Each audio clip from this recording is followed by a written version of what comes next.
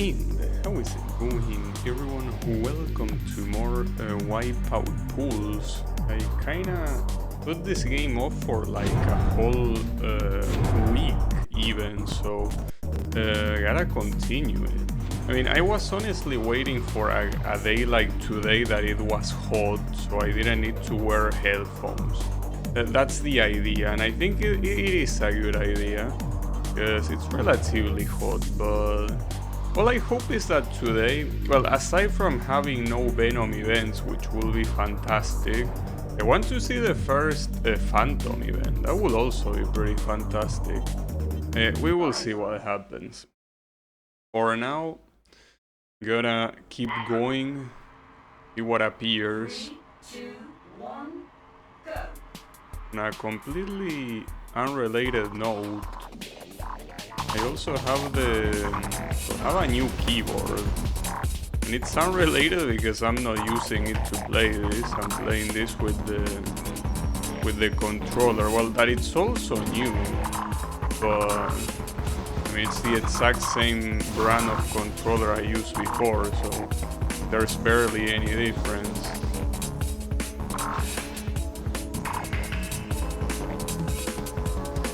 Some of the next days will also be a little bit hot. Well, tomorrow apparently will be a hot day.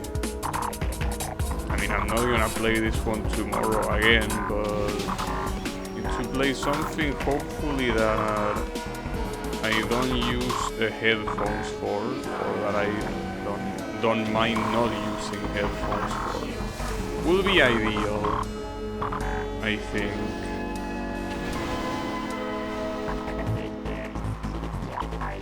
Since I'm not using headphones, I should just completely reduce the volume to the minimum possible on my actual headphones, and it's not like anyone is gonna be listening to that.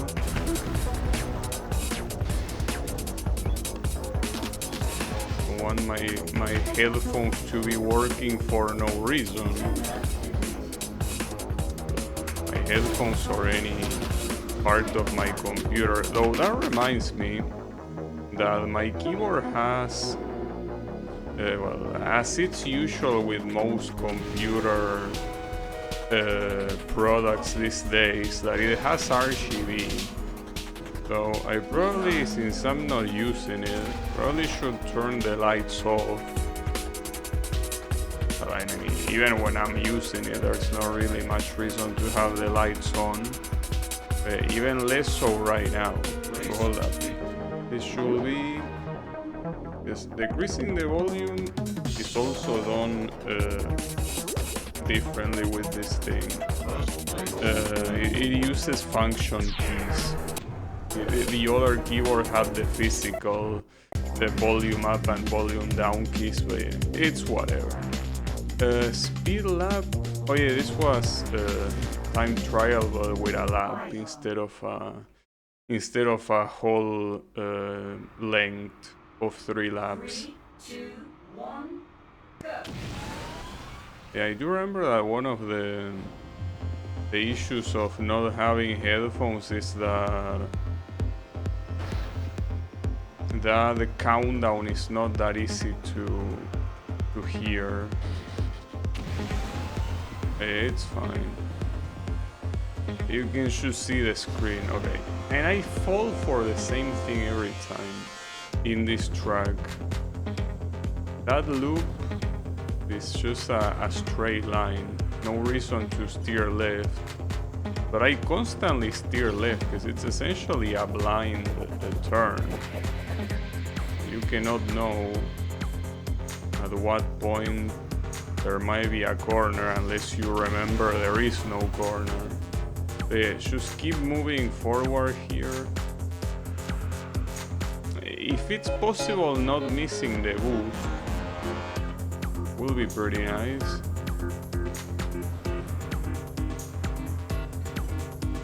Got the gold, not by much though.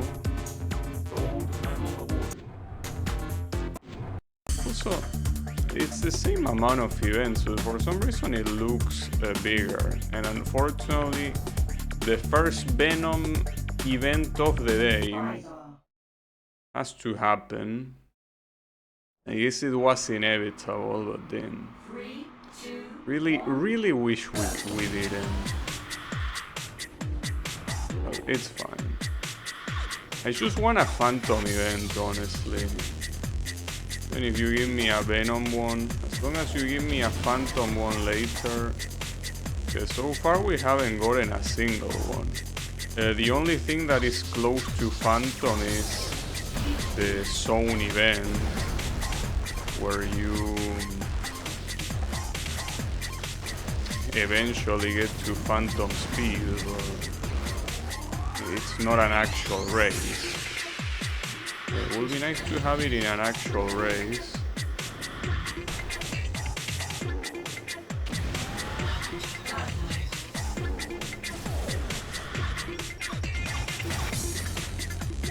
Did I hit him?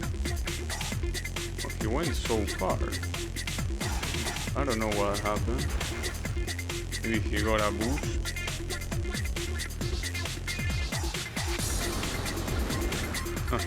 Nice that I hit him from so far away. I mean, it makes sense since that sort of power up is just a straight line.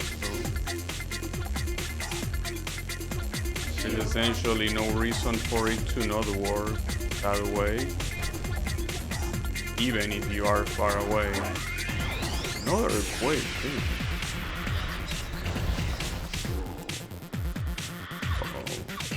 Oh, it's fine. The second place is so far away. Really doesn't matter. I feel like sneezing. That's a problem. You kinda feel like sneezing, but no, really. Your nose can make up its mind. Do you want to sneeze or not? I don't know. 3, 2, 1. And my nose cannot decide. Oh wait, this is rapier class. That's the reason I was going so fast. It will be going quite fast.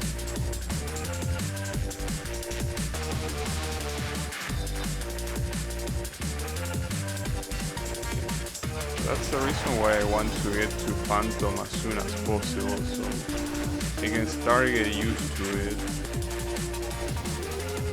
It's already kinda hard to get used to Rapier when there are so many slow events.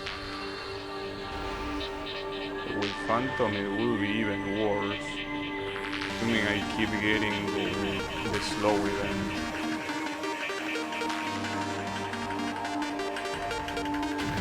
Like they were there simply to make things easier, but it really feels like it just makes them harder. Having to adapt to different speeds over and over really makes things a lot more challenging.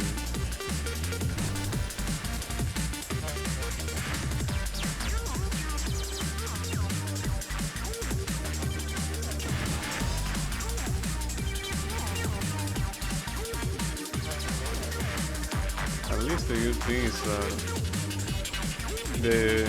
the fastest the category, the more leeway you have to win.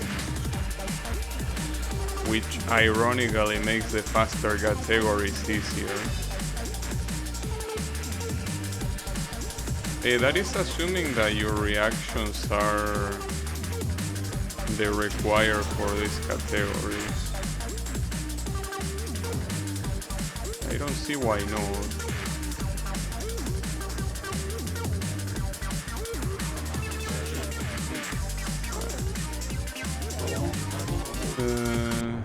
It's not bad when you get used to it.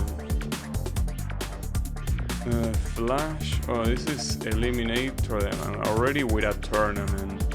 I mean, my issue with tournaments is that they shouldn't. There shouldn't be more than one tournament per grid, but we're already seeing one right here. I'm just very worried.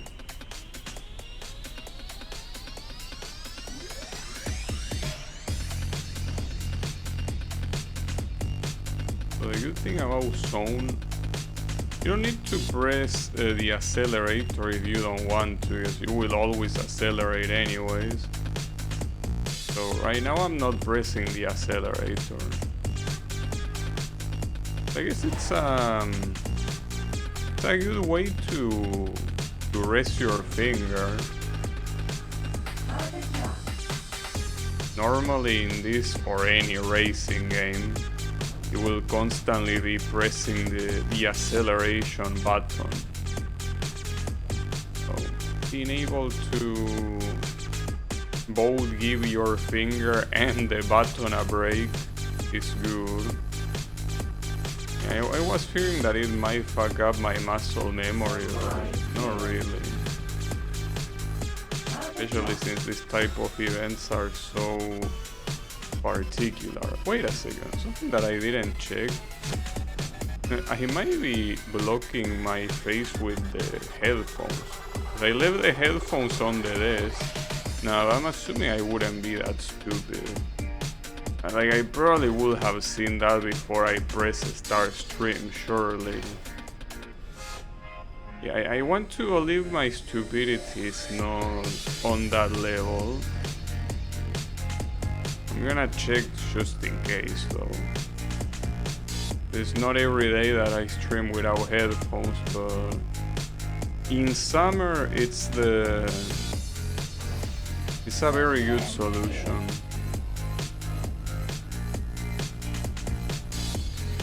It most definitely is.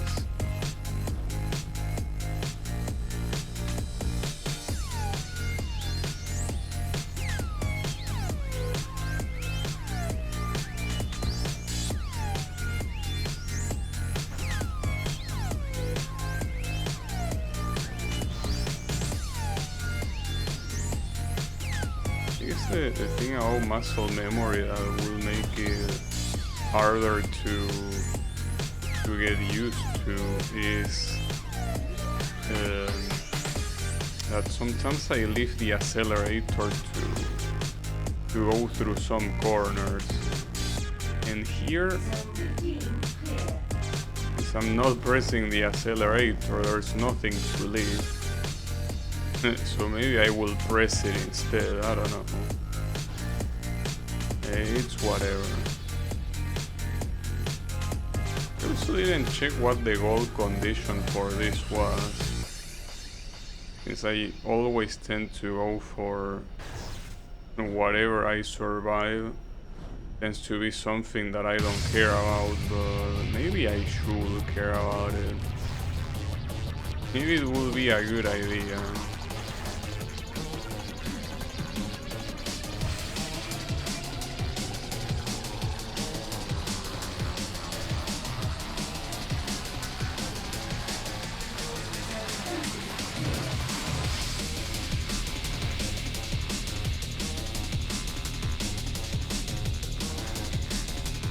Quite wild that they make you experience Phantom as early as the first grid, even though they don't have any official Phantom event yet. Man, it would be very disappointing if Phantom doesn't show up today, because assuming that I keep the pace that I've been keeping the previous streams, I should be able to clear 3 grids today, which will be 11, 12 and 13. And if none of them have Phantom, it means that they are leaving Phantom for the very end. And I don't think that's cool at all. At this point, would probably, like, this is most likely gold. I mean, I definitely should pay more attention, but I don't believe this wouldn't be gold. I think so far the threshold for gold in zone events has never been higher than 24, maybe 25. I think it's different here. You can just get fucked here. No problem. You can reach zone 30. You're not bad. I will check just in case to see what zone events are right now. It's 24. It's still pretty much the same as it started. Alright, time trial it is. Well, this one seems like it has a lot of time trials so far. Not a bad thing, especially the ones that are lap time trials, because they are very fast events.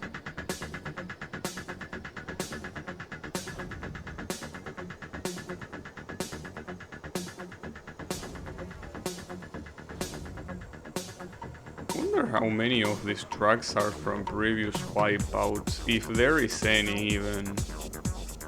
Because if there's something that I don't recognize is the layouts in these tracks. Like, I do remember some of the... or like the way some of the tracks of the previous games look, but if you ask me about the layout, I wouldn't remember. And that's because the tracks are extremely twisted. In a literal sense, they are twisted.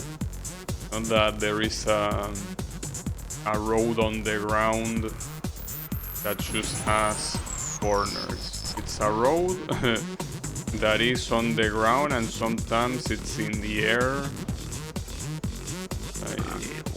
Sometimes you have a loop that leads into a completely reversed floor that you have no way to... basically, you have no way to follow. Even with a minimap, you wouldn't have that much of a way to follow. Personally, the layouts in the Wipeout games are very hard for me to remember.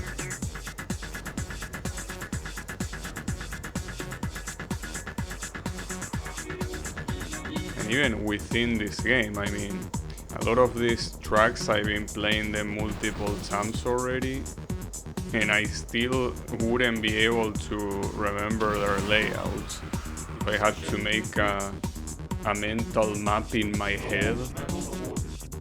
Also, how is it going, Yannick?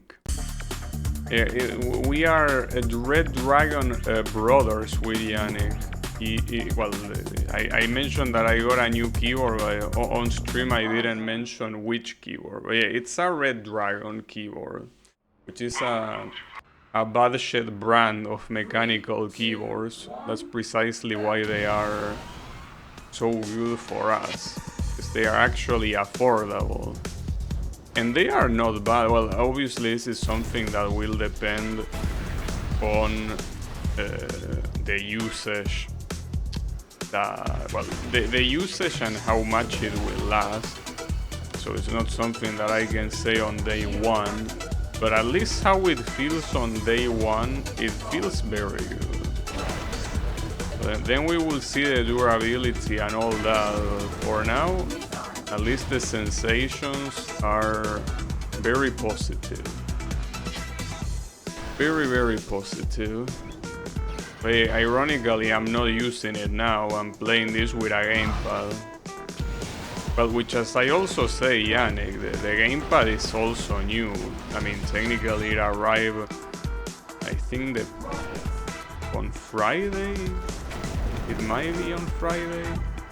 Or maybe it wasn't. No, it was on Friday that it arrived. Yeah, it was on Friday.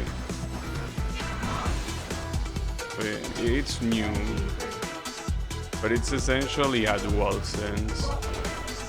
So, nothing new to try, unlike the keyboard differently from the membrane keyboards that I've been using all my life. It's actually a mechanical one. It's a new beginning, you could say. So this asshole is gonna win. He for sure will win. Oh, that means reset. It's a Venom race, so obviously there's no surprise that these assholes are winning. 3, 2, 1. Yeah, new year, new gadget. Yeah, that's right. You can say that. I mean, the gamepad one was accidental. Well, not an accident. if it was an accident, it would be something that, you know, wouldn't be expected, I guess. Well, I guess it wasn't expected, but what I'm trying to say is that it simply, you know, it simply did its time, my previous gamepad, so I had to come up with a new one. And for the keyboard, it is connected to that, because the one stream that I noticed that the D-pad on my gamepad was getting wear down, it's the same one that I played a fun game where when I switched to keyboard, the one part that I was struggling with was free on keyboard. And I'm talking about the membrane keyboard I was using, not this one, of course. So I was like, well, if that membrane keyboard that I haven't used because of the lack of key rollover, right? If that one can help me do something like that, I can imagine that a mechanical keyboard is probably gonna be even better. That's something that I wouldn't know until I do it. In fact, tomorrow might be a good idea to play a fun game with the keyboard. Because tomorrow, as I say, it will also be hot. And the fun game that I think about, which is the one that I've been playing for quite some time and I still haven't beaten, which is I Wanna Best the 100 Floors. That game focuses a lot on binds, and binds are a keyboard mechanic.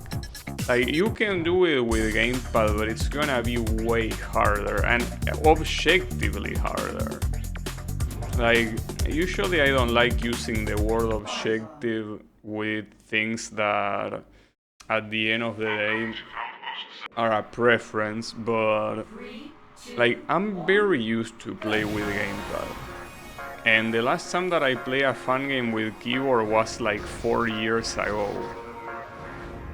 And when I switched on that bind section, I switched to keyboard, I immediately got it, and consistently as well. I could keep doing it. Like, it probably took me like 5 attempts to understand what to do, and then I did it, and I kept doing it.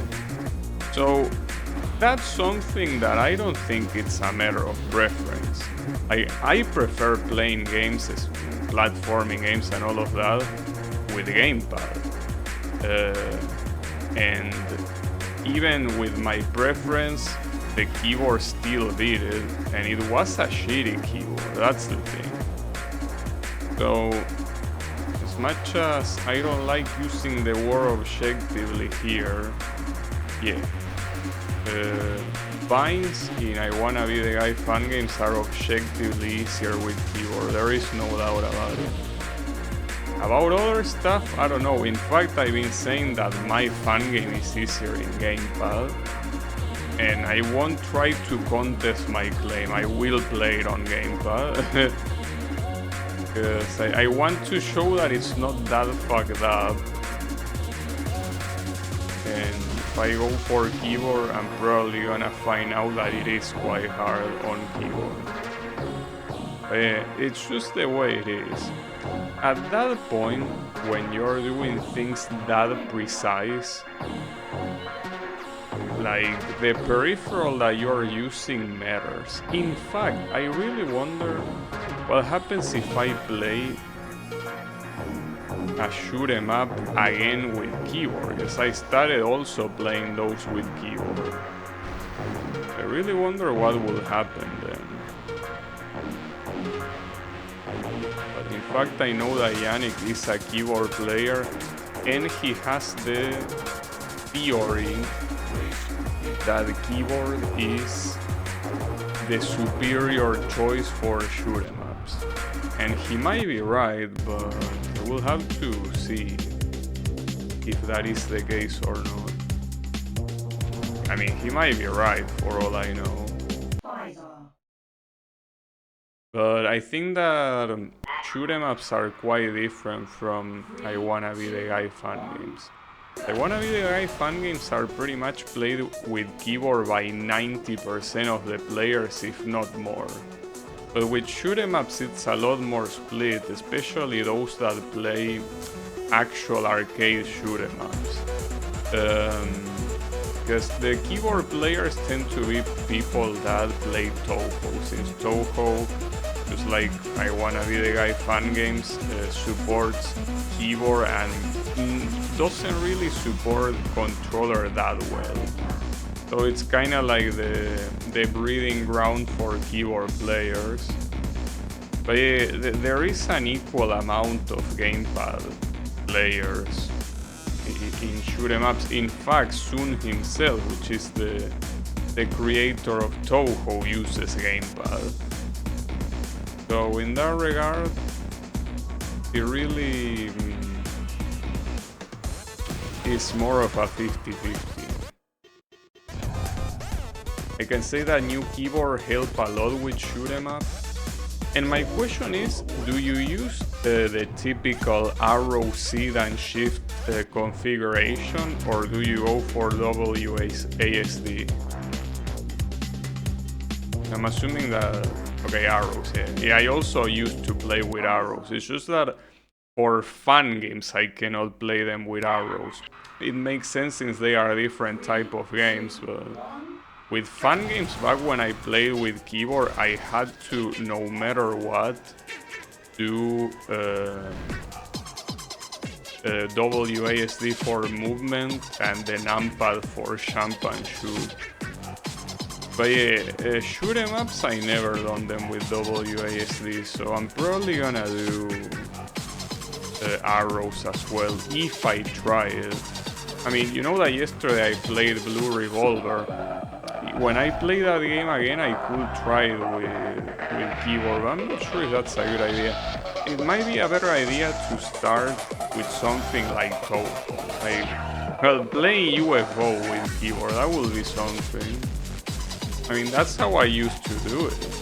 That's how I got most of my achievements. Using keyboard. Just that back then,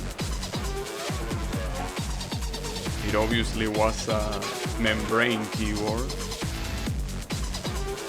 They didn't slow me down at all. So I think at some point I might have used a mechanical keyboard without knowing.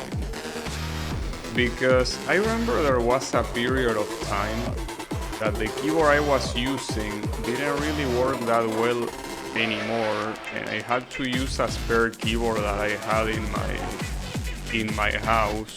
And that spare keyboard was from a very old PC, like a compact PC that was from the 90s.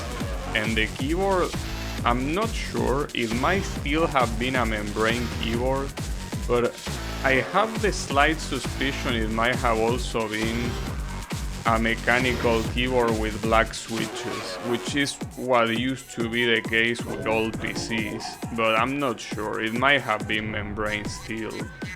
It was very old. Yeah, UFO, I know, but you gotta understand that game has to happen. Like, it's just one of those games that I gotta beat. It's like one of those demons, you know?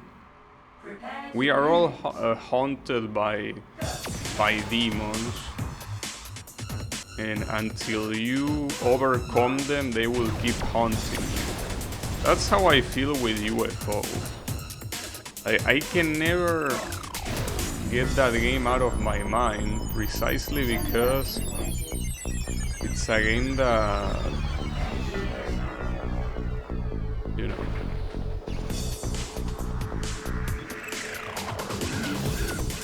simply a game that I haven't beaten. Seems that it's gonna be hard to beat it. Well, it seems not, it will be hard. But I need to do it. I need to be able to say I one coin clear every Toho game. Though ironically, I still technically couldn't say that because I still haven't one coin clear Toho 1 or 2 on Lunatic. which is understandable because those games are trash, but I feel like it will be my duty. But UFO is clearly a priority. I mean, because with how shit UFO is, it's still definitely better than 1 and 2. So yeah. At least quite a playable game. It's a game that completely fucks you up. You, your fingers, your soul, and your willingness to one coin clear. It fucks all of that up. But yeah, it is important to eventually do it. But when will that happen? I don't know. And will the mechanical keyboard be the key for it? I also don't know. I will say no. I will say probably not. I think the biggest game changer that is still something that I'm not gonna do yet, but the biggest game changer is probably gonna be getting a low delay monitor.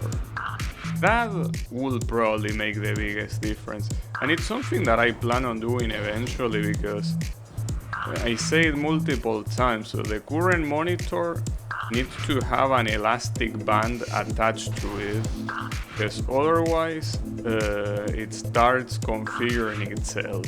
And it's been like that essentially since the beginning. It's just that since the monitor worked well outside of that, I kept it until now. And I mean, I will keep keeping it for now. But yeah, it is a monitor that since day one has been asking for replacement. But now that I already been using it for like 4 years, I will say that I have a more valid argument to change it. But the thing is that monitors, unlike keyboards, are actually pretty expensive. Well, at least the ones that have low delay. But that will probably make the biggest difference with any game that I play. There is also 144 Hz, but that's not something that will make a difference with Toho. Since Toho only runs at 60 frames per second. It will make a difference with Blue Revolver actually. It's one of the few shoot 'em ups that supports 120 Hz natively. That's crazy. So it will probably make a difference on that one. Well, and in fact, all of the world records and shit are on that. Or well, at least the best scores are on that frequency. Okay, I'm gonna do the tournament now, and then do the other tournament at the end. In Blue Revolver, do you pick the FPS? Yes, there is essentially, for what I understand, you can pick any FPS you want. I don't know what the upper and lower limit. Lower limit, I'm assuming it's something like 30 or whatever. Upper limit, it might be unlimited. I don't know, but what I do know is that if you want your score to be counted for the leaderboard, you have to either use 60 Hz or 120 Hz. Anything else you can play, but it's not gonna count for the leaderboards. I also know how the game will behave if you choose any frequency that isn't those two. So yeah, you can choose that. And obviously 120 Hz is not double the speed as 60. It's made in a way so it obviously plays at the same speed as 60, but with a lot more fluidity, right? Or whatever the word is in English. But yeah.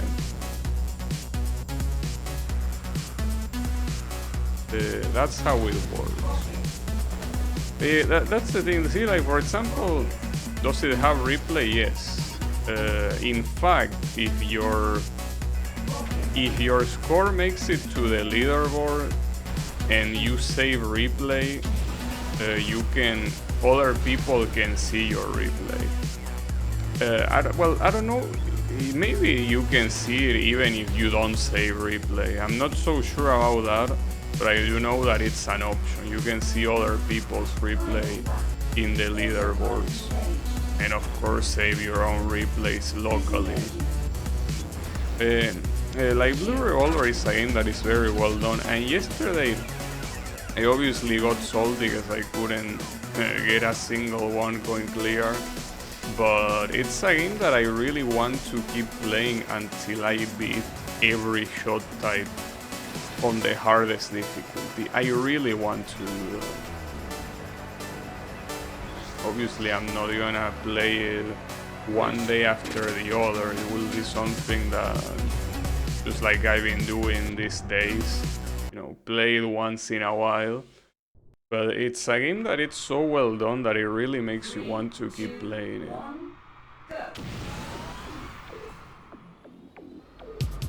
Not to mention the final stage is very hype.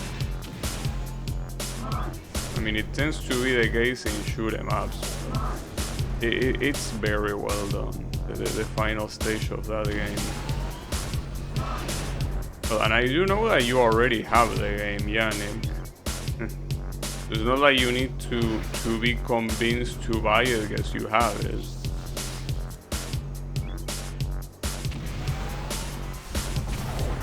Doesn't mean I played it. Well, true.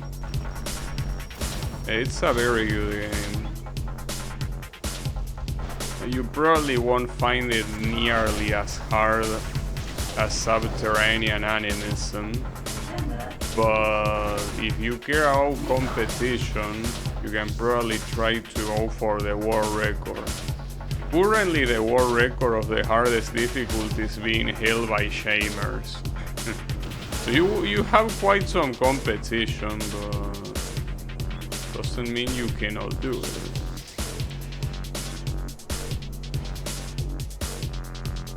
Not to mention that if you are able to get it, you will be able to say, I'm better than Shamer at this particular shoot 'em up, but hey, still a victory.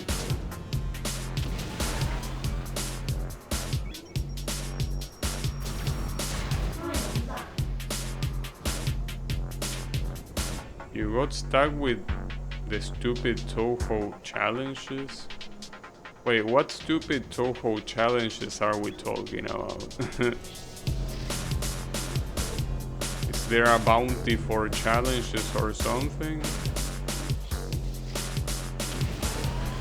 Or what's going on?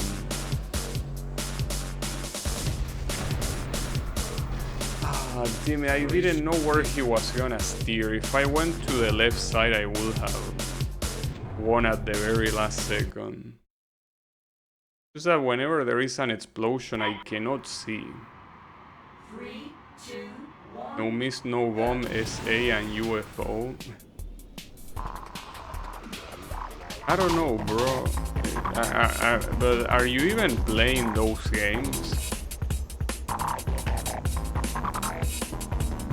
Because I mean, I will understand if you were actively trying to get that, but if it's been a while since you played either of those games, it won't make a difference whether you play another shoot 'em up or not.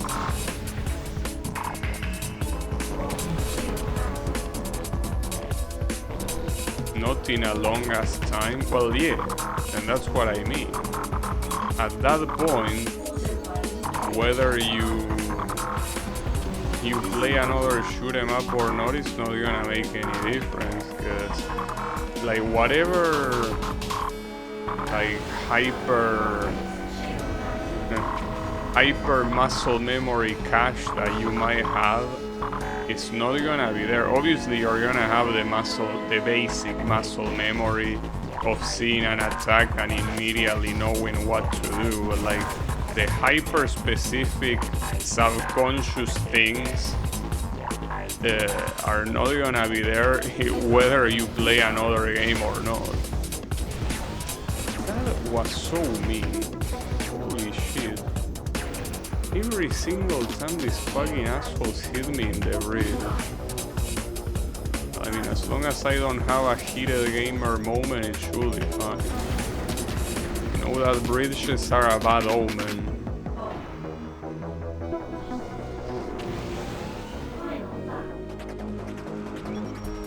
The thing is that... Bro, you are a piece of shit. Like, I don't believe this. Like, the CPU is cheating on purpose here. I cannot imagine anything else. The problem is that this is a tournament, so retrying is not a possibility. Okay, not now, at least. Second place is fine. Though depends on who got first. Yeah, it's fine, because the one that got first last time was Triakis or whatever. A heated Momoi moment, sure. But I can say about that hyper-specific muscle memory, because it's something that happened, well, used to happen to me with games like Osu. With Osu, you build a muscle memory for, you know, simply hitting circles.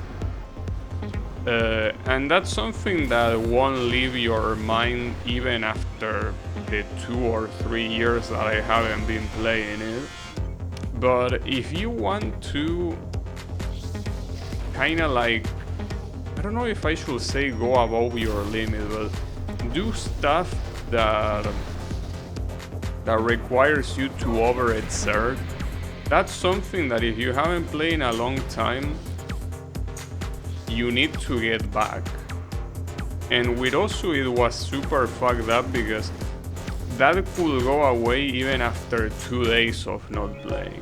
Like when you're at a level or playing a game that has that much requirement for you to perform, it usually requires you to play constantly. So in your case, with the fact that you haven't been playing them for a long time, playing another shoot 'em up wouldn't have any effect. Or at least that's how I think about it.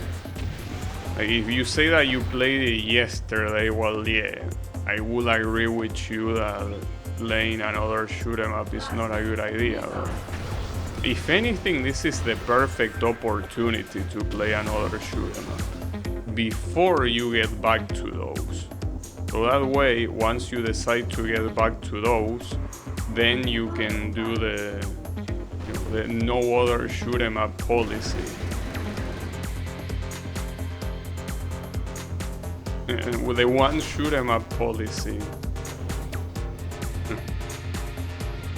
That was very stupid.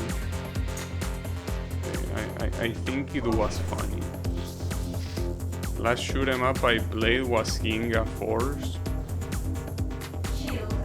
I don't know if I have that on Steam or not.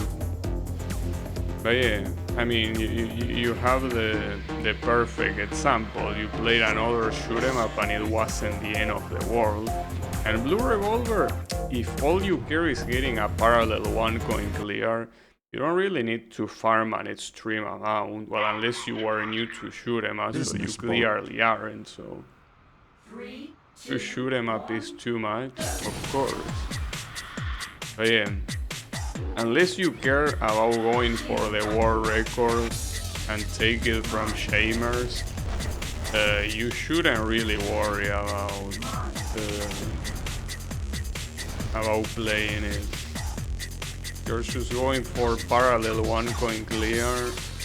You can get it probably in a couple days. I mean, you can get it in a single day. So I guess that depends on how much you play. And also which shot type you decide to go for. So yeah.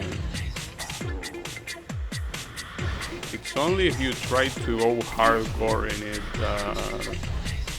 that it will, you know, take a lot longer.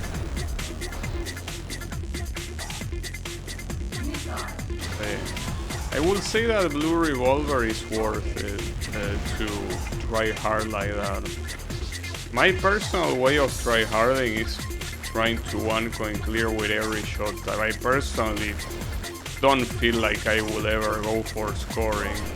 Unless if at the end of all that challenge with all the shoot 'em ups, with all the shot types, I still don't have the scoring achievement.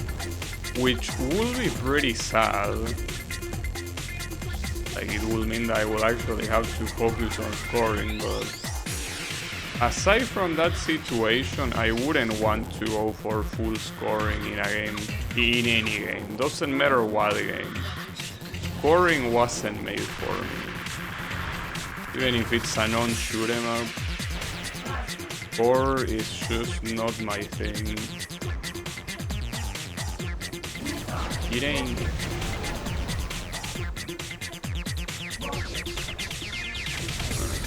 Any of you assholes want to overtake? I have a surprise for you. Huh? No balls? Yeah, it happens. Okay. They got scared of my Quake. Oh, that was the last race. Well, pretty nice. We have an eliminator event, well, another one. It's the second one of this grid. I really hope that whatever event is at the top right is not another fucking tournament. I definitely hope so. Oh, here you can actually go long there simply to get the power up. It's with the amount of time that you waste, it's not really worth it.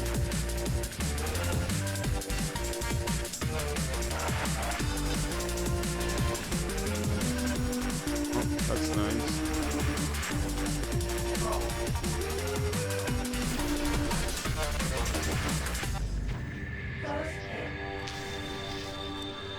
So it is worth it if you are very ahead and you need to slow down to let the other guys catch up with you. In that situation it is useful.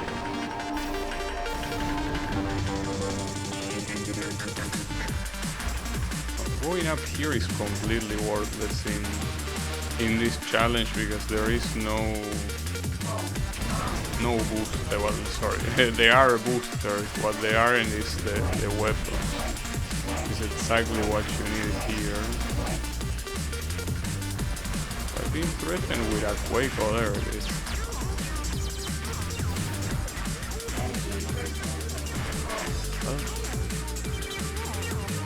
Yeah, I don't think you were supposed to do that. I mean, I'm trying to turn around. Bro, you're spawning me looking at the wall.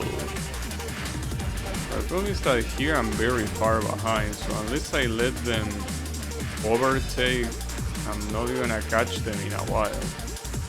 Well, we can just chill, you know?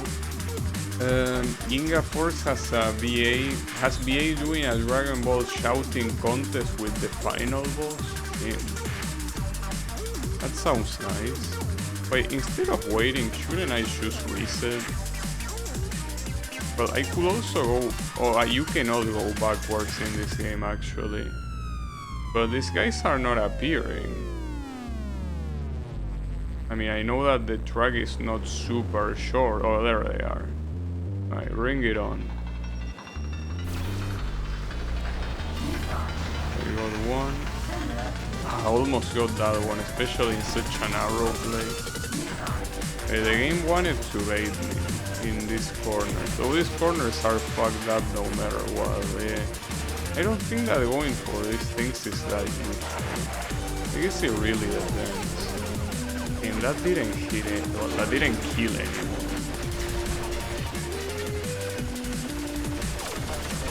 That did kill a couple, literally a couple.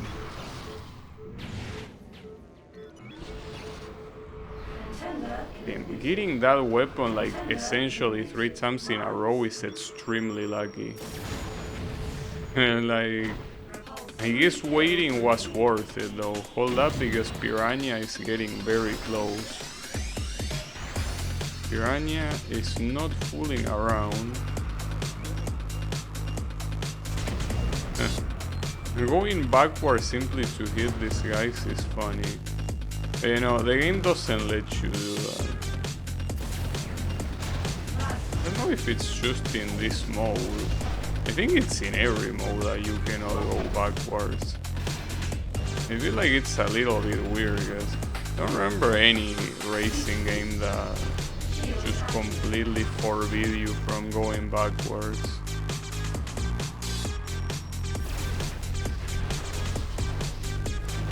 Got that guy. Yeah, unfortunately Piranha is very dangerously close. That's bad.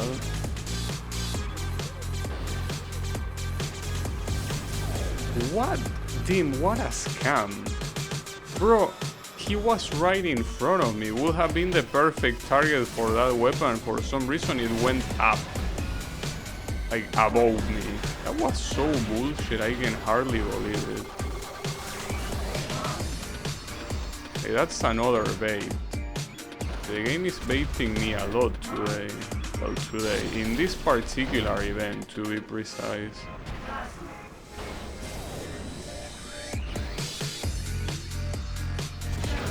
Nice. Got him. Okay, that still took a bit. Would have taken longer though. Alright, thankfully the last one is simply a single race. Wait, we will do the tournament later. It's a rapier tournament and I think it has 6 tracks, so it will still take a while.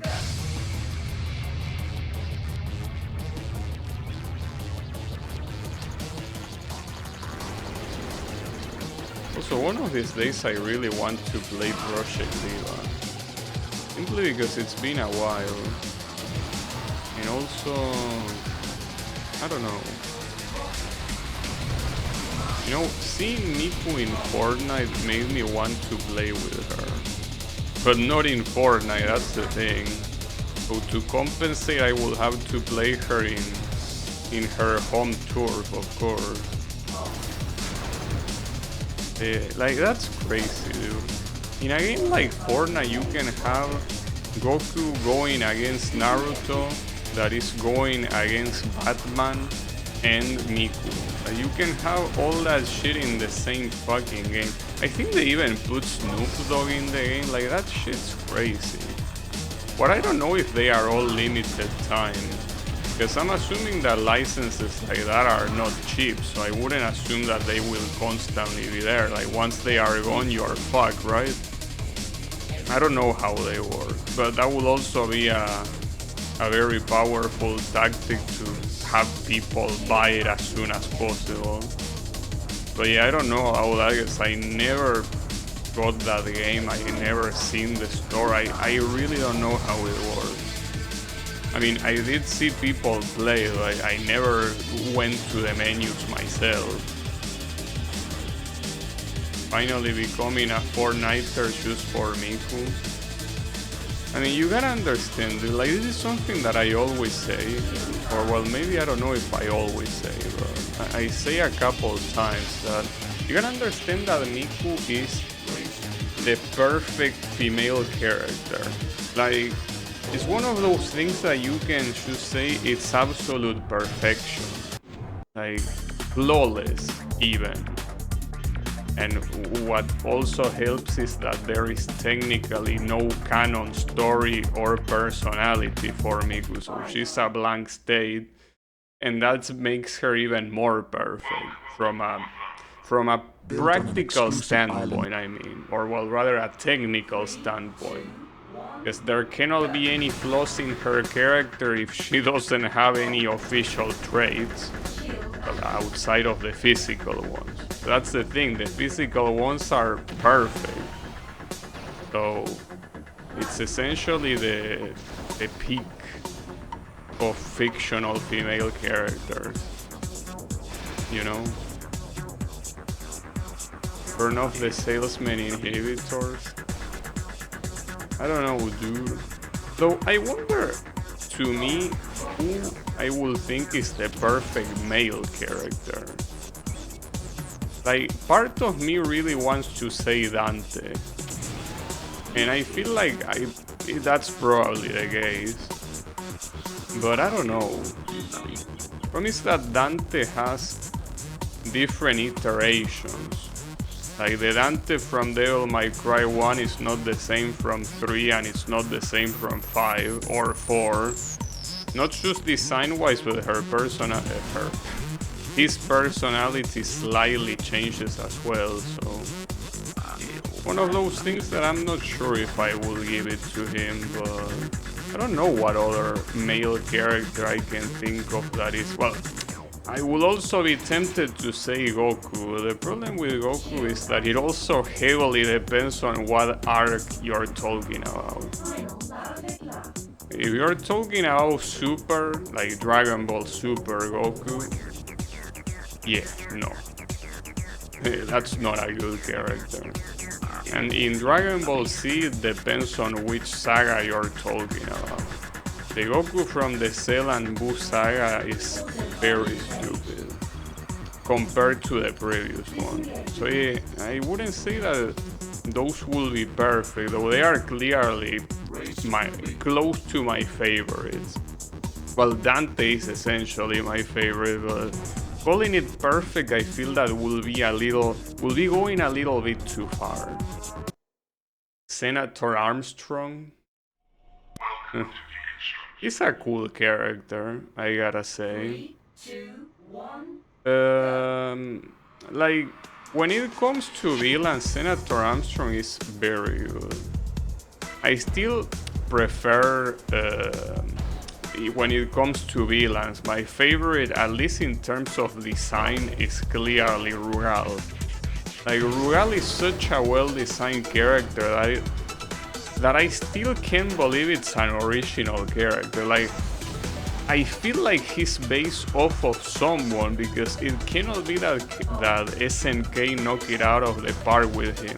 But every time that I try to look at the origins of Rugal's design, I don't see anything. I mean, obviously, his moves are supposed to be from other KOF and, you know, other SNK franchises characters, but the visual design, I think it's, I mean, saying 100% original is an exaggeration, but like, it's mainly an original character, and that to me is crazy, that such a good design is almost fully original. I'm dead, by the way. That's also insane. Wait, what does this mean for my points? Oh, this is the second race, so yeah, that's not good for my points. Well, it doesn't matter. I didn't want those points anyways. Don't worry too much about them. 3, 2, 1.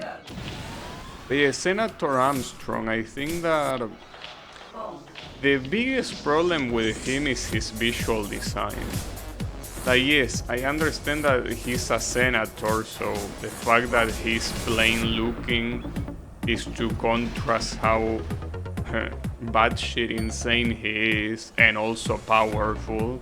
Supposed to be a contrast, and I understand, but yeah, I think the visual design doesn't stand out that much. What obviously stands out is his personality. He's an extremely charismatic villain, and the circumstances surrounding him are very funny and very cool as well. But yeah, I think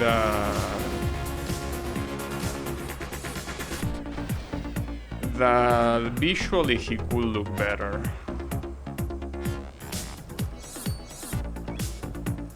Yeah. I guess it's a little bit harder to find the perfect fictional male character.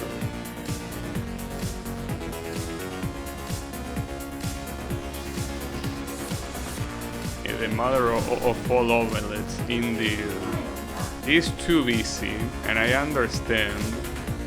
But yeah.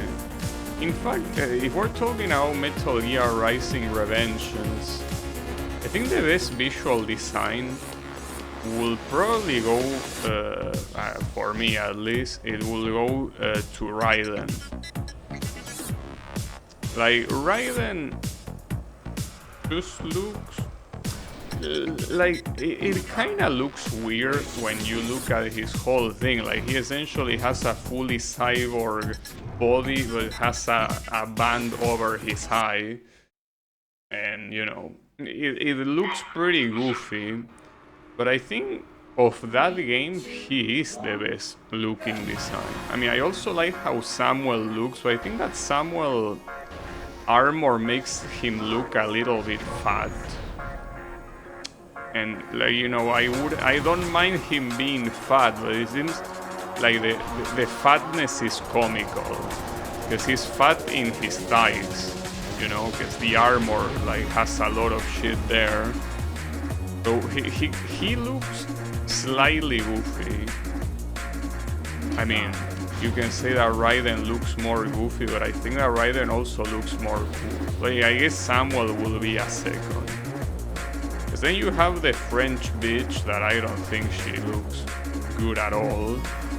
Monsoon is an interesting design, I guess, but I mean, it's a memorable design, but I wouldn't say that it looks fantastic. Then you have Sundowner. Yeah, Sundowner design, I guess, it doesn't really stand out. Again, what stands out for these characters is their crazy personality, but Sundowner as a visual design, I guess the only thing that stands out is that he's bald. But aside from that, I don't think he really stands out that much. And then, well, as I say, you have Senator Armstrong that just looks like a plain office guy with a lot of muscles, that's pretty clear. But yeah. And then you have the dog. I forgot the name of the dog, but he looks cool when he gets repaired and actually starts looking more like a robot dog. Like, it looks cool, but I mean, it's a dog. We'll obviously prefer how a human character looks.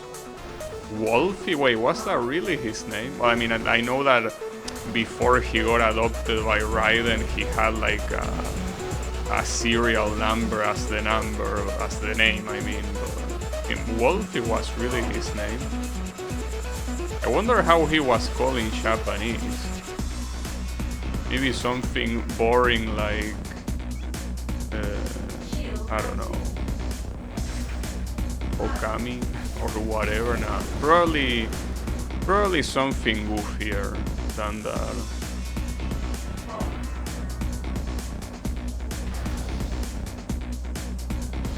And then I don't think I'm forgetting anyone else. Well, there is that last guy on the DLC that I don't remember the name of. What was his name? Like the dog DLC boss. Well, whatever his name was, his visual design is not that good anyways. He has a pretty kick-ass theme though, and the boss fight is also pretty good. Well, all the boss fights in that game are good, but yeah, the visual design is whatever. But yeah, saying all of that, I conclude that in that game Raiden is the best looking one.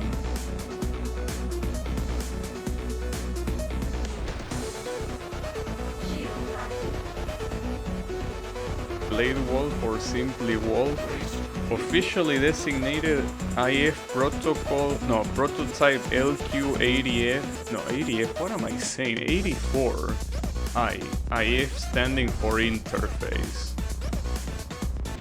Alright, yeah, I remember that it was something like that. I guess it was supposed to be like a mass-produced robot, of course.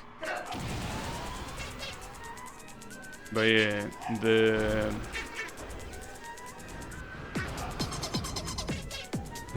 I think Raiden gets my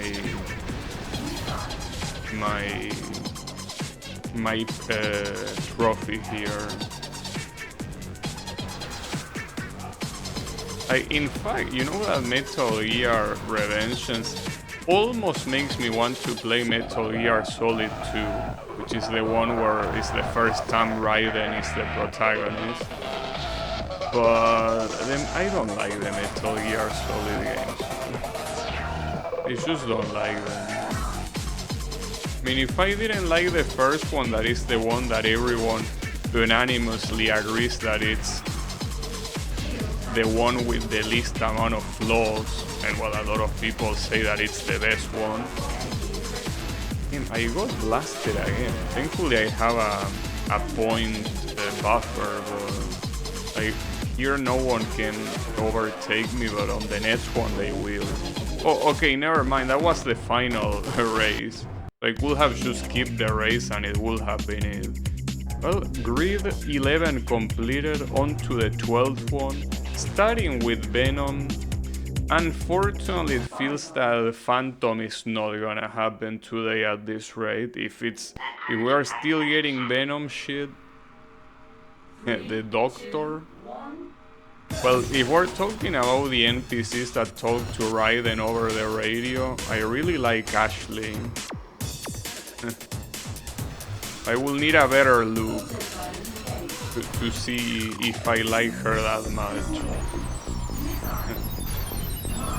Well, that's the thing, I'm an absolute Metal Gear secondary, so I have no clue how many of those characters appear in previous games.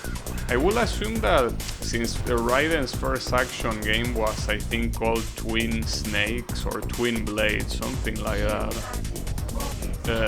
I will assume that they probably appear there, but I have no fucking clue.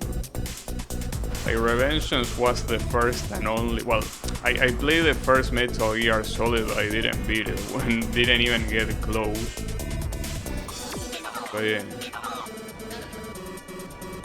I mean, maybe one day I can play it on stream, but I feel like it's a mistake. I really feel it's gonna be a mistake.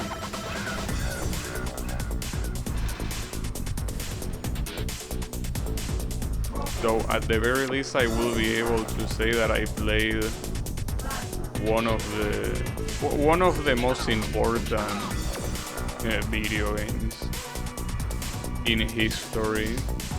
But as much as I dislike it, it is very important for video game history. Yeah. You know how it is, credit where credit's due. Unfortunately, this asshole is gonna win. Especially if these assholes from behind keep hitting me, man. Venom is such a cancer. Or you can say that it's a Venom. No, for real, Venom races are so fucking trash.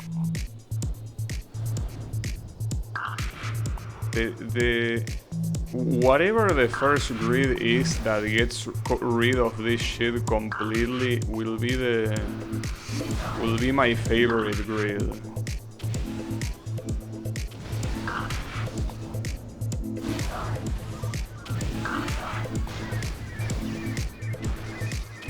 Nice score. Not even calculate this properly. Oh, and by the way, this is the first time that we do this track in reverse. All of the other times it was great. No, you know what? This race can suck a cock. I'm not gonna waste my time on that. We're gonna do that later, when I feel like it, but I don't feel like doing it now. 3, 2, Venom really can go with a dick. If we're gonna start a new grid, we gotta start with more strength. Starting with something like that is the opposite. So yeah, just do some pretty nice. Well, it is a time trial. It's fine by me.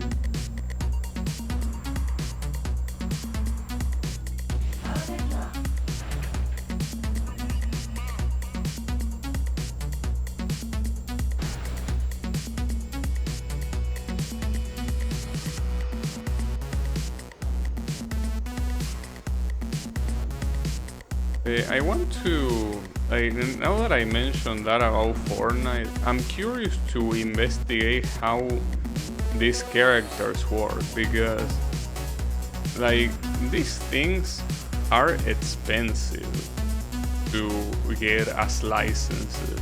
Like, we're not talking about the fact that, I don't know, Enter the Gungeon made it into the game, and you know the license will obviously not be a problem at all. No, we're talking about characters that print money, like multi-millionaire franchise characters.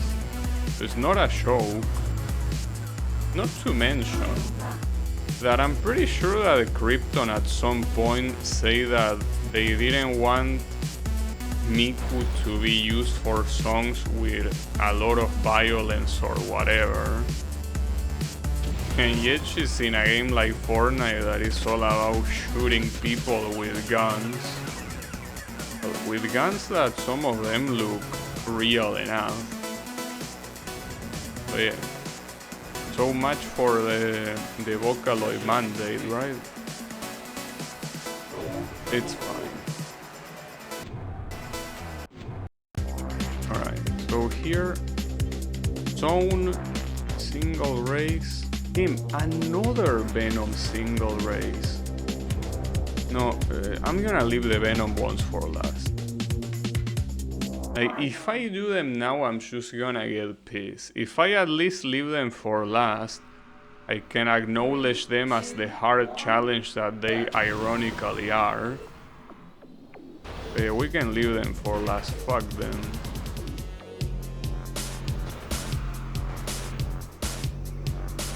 Yeah, I will never do this. Open the cash briefcase, correct. Krypton, I mean, dude, at this point, I wouldn't be surprised if Krypton makes a Vocaloid spin-off like Dead or Alive Extreme Volleyball. I really wouldn't be surprised.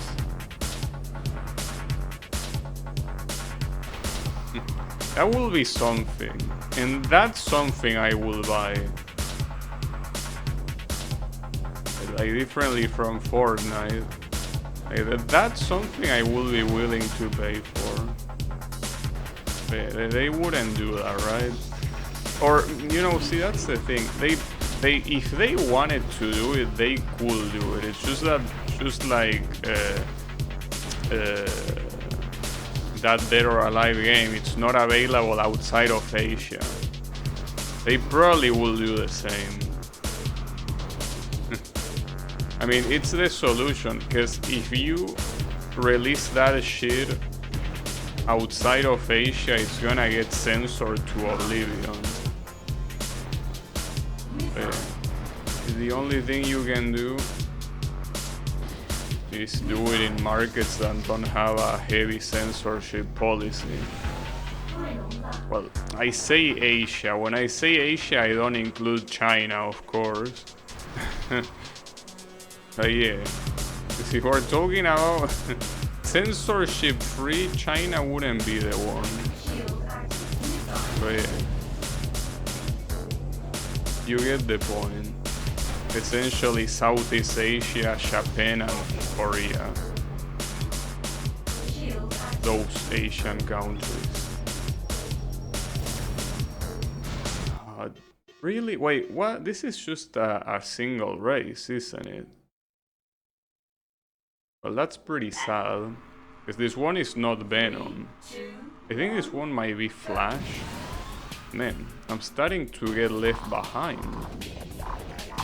Need to step up my game, because here I cannot use the excuse of Venom. Though it's There is another excuse that I could use, and it's the fact that it's this track. This track is hard even not in reverse, but in reverse, for some reason it has less boosters on these hairpins, which makes it harder essentially to get those corners.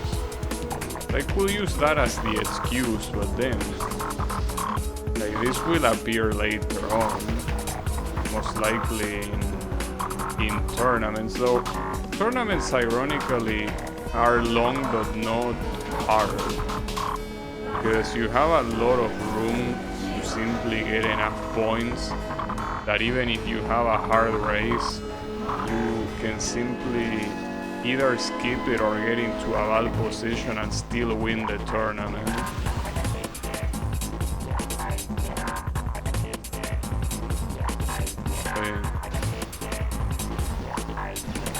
I will say that we're talking about the difficulty of beating an event. Well, Eliminator is the hardest one without a doubt, but I will say that a second hardest will be single race.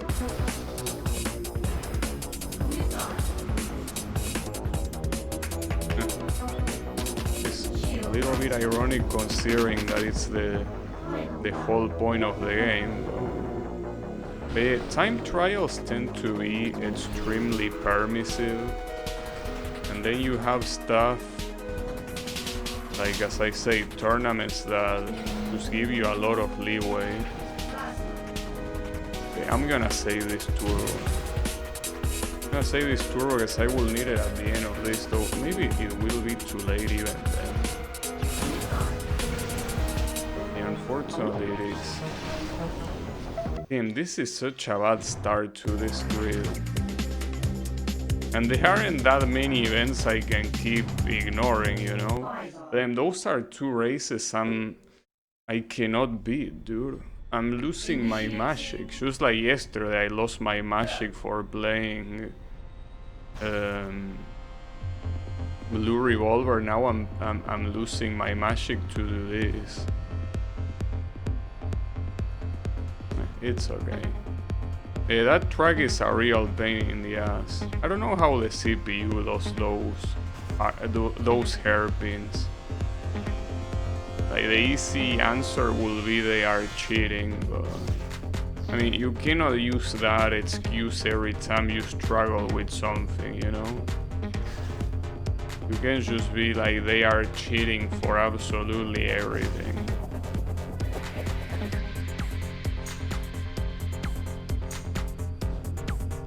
But it's fine.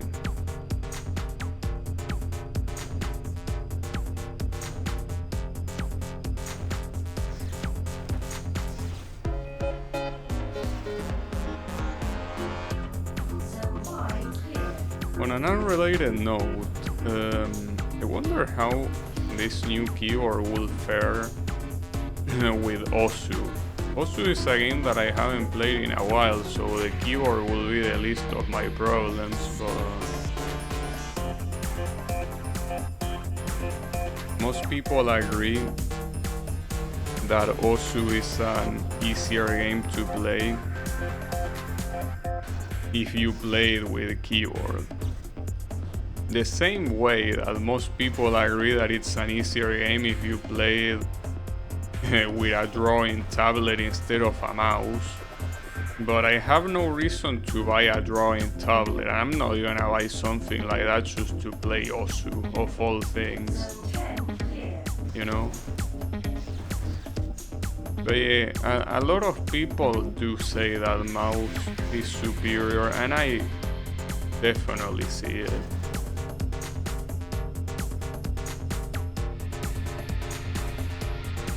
It is a pain in the ass, but what can you do? Though at the same time, there's something that I'm not taking into account. That a drawing board wouldn't be useful just for Osu. It will be useful for emulating games with a touch screen, like the DS, the 3DS. Well, the Vita, I don't know if there are many games that have that gimmick. I remember having a couple that did that, but with the Vita it's a little bit harder because the Vita has two touch screens, one on the front and one on the back. Not that many games make use of it, of course, but it's still a thing. That will be the issue. But like games like the Kirby one that I play that require you to be precise. Well, in fact, games like Pokemon Rangers, which is a game that is all about capturing Pokemons by circling them, will be very useful. But even if you will be more precise than with mouse, the whole thing about the DS or any other console that has a touch screen that you're supposed to touch as you play is that you are seeing what you are touching, like in real time. But if I use a drawing tablet, I will have to look at the monitor and guess where my pencil is going, or pencil or whatever you call those drawing tablets things. But it's not the same as with mouse, but it has kind of like the same issue. It's essentially not being able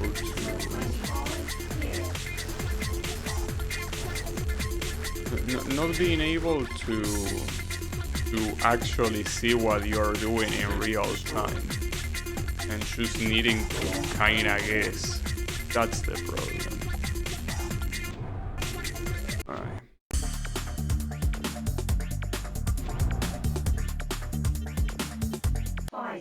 Okay, I don't know. I think that it will be a complete waste to buy a drawing tablet. I mean, if they were cheaper, I could consider it, but they are not cheap. They are supposed to be for a very niche hobby that is drawing digitally. Like, okay, maybe I shouldn't say that it's a super niche hobby. Like, the thing about drawing is that it's the kind of thing that you can do it on paper. If you want to do it digital, it's something that you decide, but it's not particularly mandatory. I will say that it is relatively niche. I mean, not as niche as, I don't know, like being a professional plate piler. I don't think piler is a word. Maybe being someone that piles dishes on top of each other. Like, it's not as niche as that, but the point is that it's not something massive, like, for example, a mouse that anyone with a computer will use it. 3, 2, 1. Oh yeah. Because of that, those type of hyper-specific things have a higher price. I mean, it's kind of like racing wheel devices for the computer. Like, those type of racing peripherals are obviously gonna be very expensive. Well, for the first reason, as I say, because they are niche. But even taking away how much people use it or not, it's how the kind of people that use it. The kind of people that are into racing tend to have deep pockets, so they make sure to take advantage of that. Well, there is also a third reason, which is a more logical one. That is that those things are expensive to produce. I mean, any hardware that specifically relies on movement tends to be very expensive to produce and also very fail prone, which means that producing a high quality a product like that is very expensive. I mean, it's kind of like printers. Printers is something that I read the other day, well, and it's kind of something that is at this point public knowledge, but printers are very expensive to produce because it's a type of peripheral with a lot of moving parts and a lot of fail-prone things. But even then, most companies, when they sell you a printer, they usually sell it for relatively cheap. So they are essentially losing money when they do that, but what happens? They make that money back by selling you overpriced ink cartridges. So yeah, that's essentially what the business of printers is. I mean, it makes sense. I mean, I absolutely hate printers, but even with that, I will say that it makes a lot of sense. Also, this track is super fucked up, and they reflected that on the lap, because I got that on the first try. In 12 races tournament, dude. Why are you like this? For what reason are you like this? That's unbelievable. I feel like picking up the pace that we had on previous streams might simply not be possible. If we're gonna have this sort of long tournaments, it's just not gonna be possible.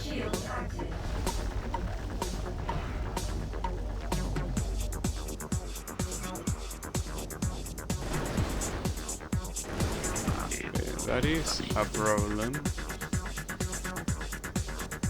Because I mean, it's already slow enough as it is, but if the pace falls below 3 grids per stream, this shit will take many more streams. Like, as it stands right now, this game will probably take like 3 more streams to beat, not counting this one. But if the pace keeps going down, it might easily go for 4, which I guess is not that big of a difference, but it's still a difference. Oh.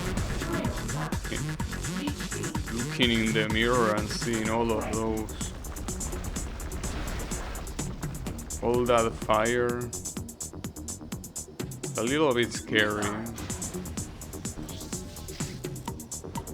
So this category is so fucking slow that sham, I almost failed it multiple times. I think that my opponents also almost failed it. Can we get rid of this guy? Well, not with these weapons. I still win. Barely though. Overtook me after the finish line. Wonder if he got a turbo. He probably would have done it earlier with a turbo. It's whatever.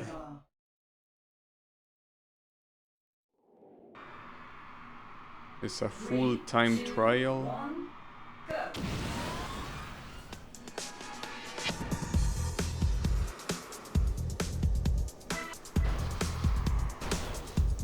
If it's faster to go up here on a time trial.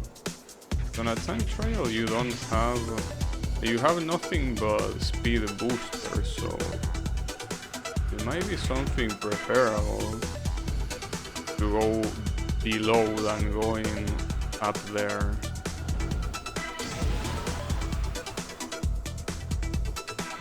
But I don't know.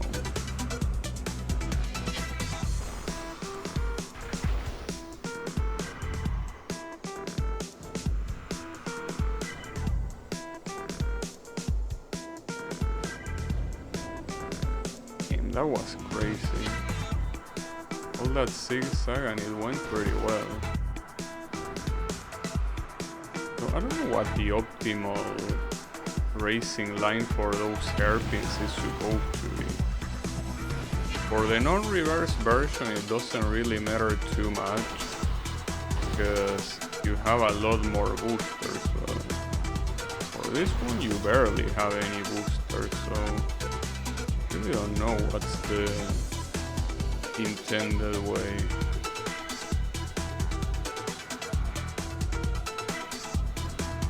Also keep in mind that technically I'm doing it with the best machine to do this kind of stuff.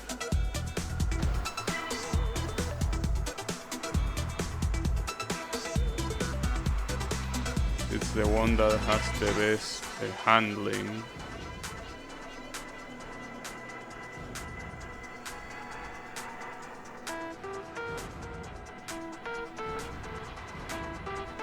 I got the boosters there. But trying to do it as early as possible kinda works. And with 14 seconds to spare. That's how much the developers understand that this track is fucked up. If only they also understood that and made the AI not as fast as it is,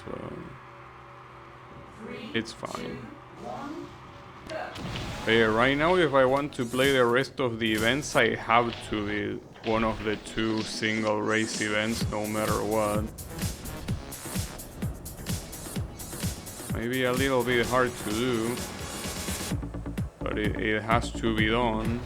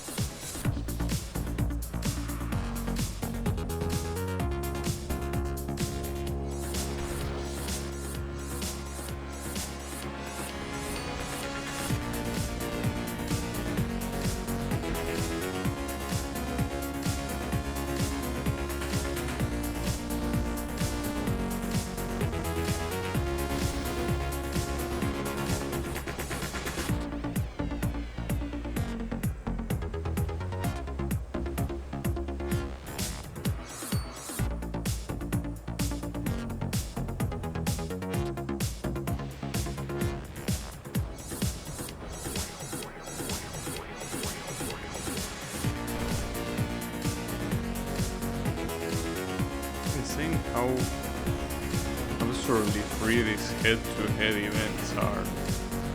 Every time I see head-to-head,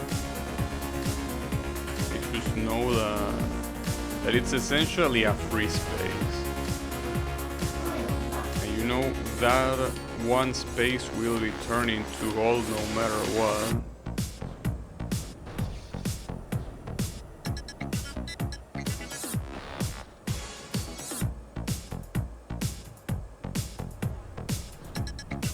It's a little bit hard for me to believe that distance that is shown on the right is actual distance, or rather that it's distance that makes sense with the speed you are going.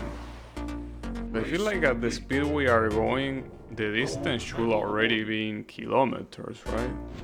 So it's not like I made the math, but it might be like that. Well, there is no more running. I gotta beat this race.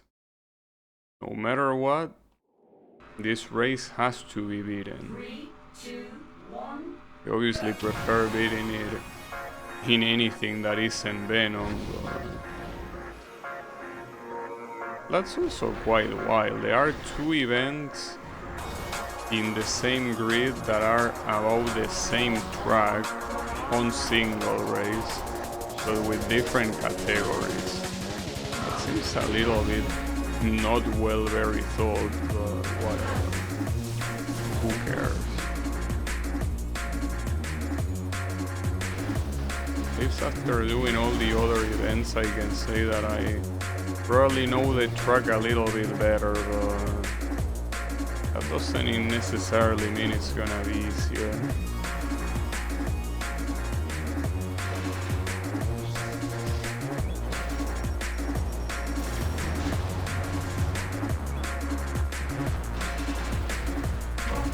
especially this part. At least if you catch the booster, it compensates for the insane speed loss that you get on the corner. But it's very hard to catch the boost. That's essentially where the whole trick of those hairpins comes from. I feel like this would have made more sense if the first events in this grid would have been time trials for this track. Trying to learn this in a race is not particularly easy. You have to pay attention to your opponents at the same time. Okay. It's fine. It seems that this one will go well.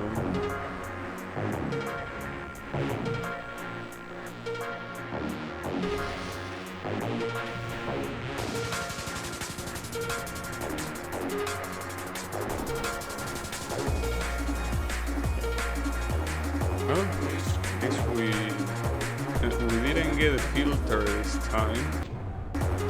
So I really hope the remaining events are not that long. Eliminator is already a bad one if you don't want long events, but I mean, it's certainly better than having a tournament, or well, another one, I mean.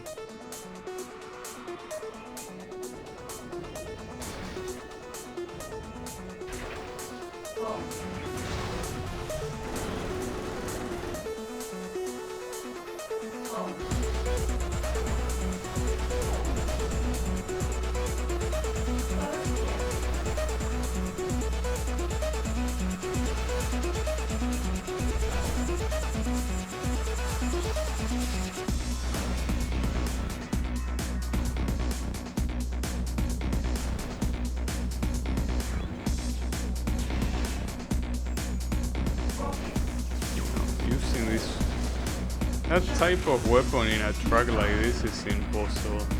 I feel like that's kind of a bug. I mean, maybe not a bug, as in the developers didn't know it was there, but you know, like the kind of thing that they left there, but it shouldn't have been left there. It's the way that shot works. Makes it impossible to hit anyone purposely in most of the tracks. And most of the tracks have this twist that wouldn't make it possible for this shot to go straight, but it is how it works. So yeah.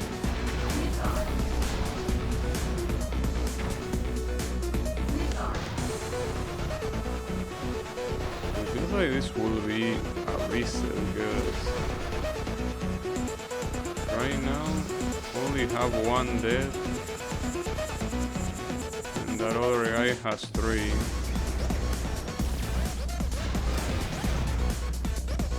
But now 2 guys have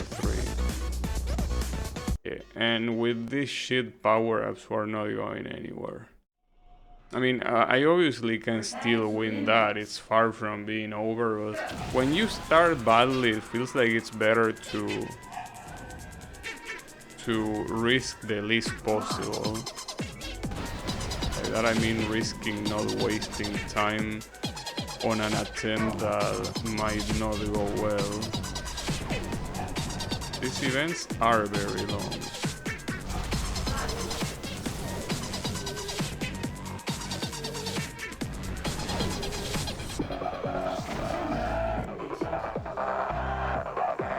This start is already quite different.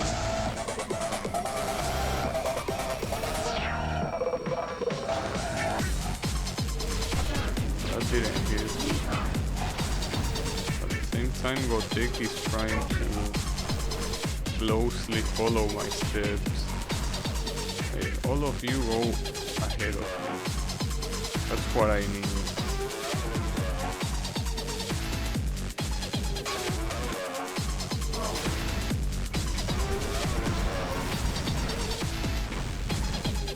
lot of elimination. Also I got taken in. The guy is doing some annoying shit.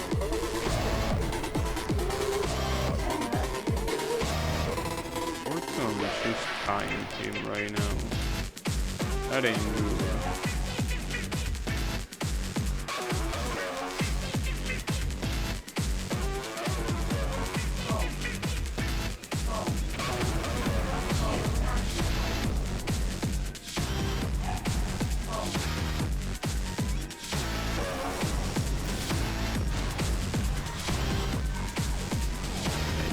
Resetting this one wouldn't make much sense. We are quite far into it, but reset wouldn't really be a lot of time gained. But it's also true that it is quite risky.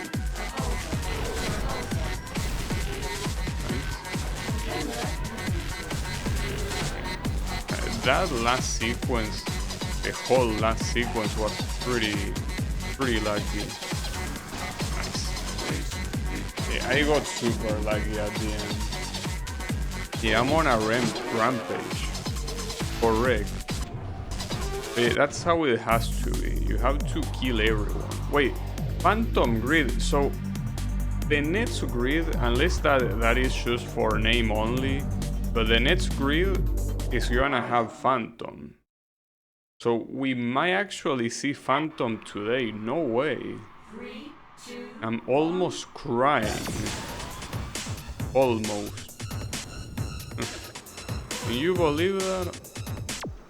After playing through more than half of the game, we actually get Phantom. I can't believe it took more than half to reach it. Or again, it could be only the name of the group of grids, and it actually, like the first one might not even have a single Phantom event, but we can dream. Also, didn't we have an event exactly like this one?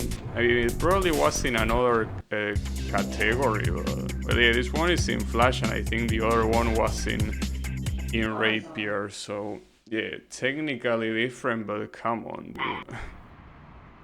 Might as well be the same shit.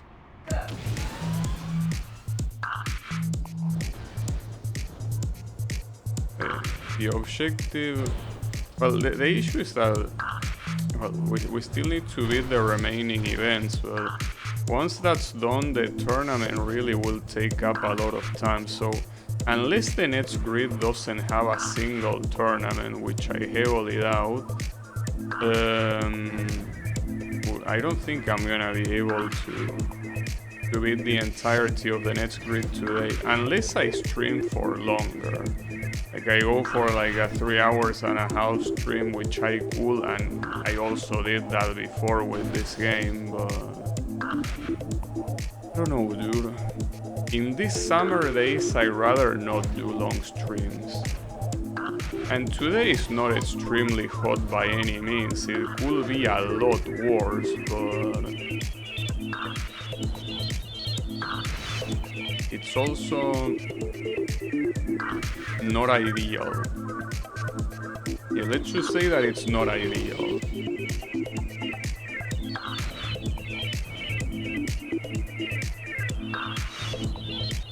Yeah, no matter.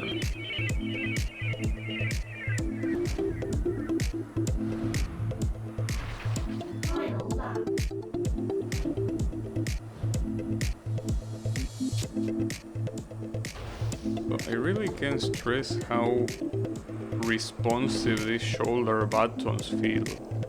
Compared to my previous DualSense that already from day one the shoulder buttons like feel like they got stuck every time I press them, and it wasn't a big deal because I've been using it for 2 years without issue, but they felt weird to press. Like they probably were not working properly at the beginning. Wait, an Asegai alternative skin, why? But I'm a 5-star child. Why am I Another tournament. Why am I unlocking skins for all these shover? I mean, I want to see one of them. Yeah, it's the alternative skin. But bro, all my loyalty is on 5-star. How am I unlocking the rest too? Shouldn't I be unlocking more 5-star skins? Well, unless there are no more 5-star skins, which is also possible. It will be a little bit disappointing, because at that point, what reward do you even get for loyalty if it's not skins?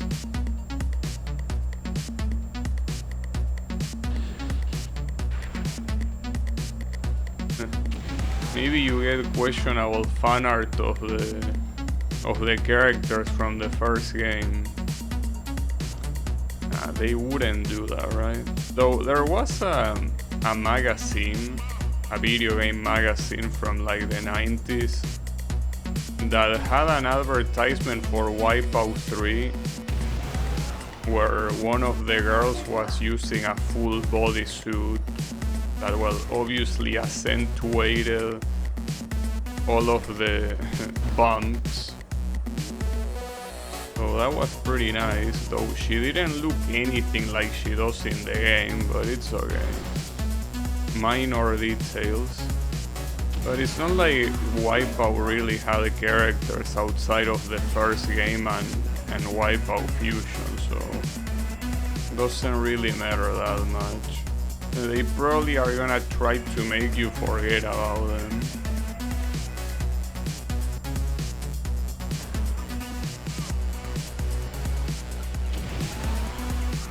That was free.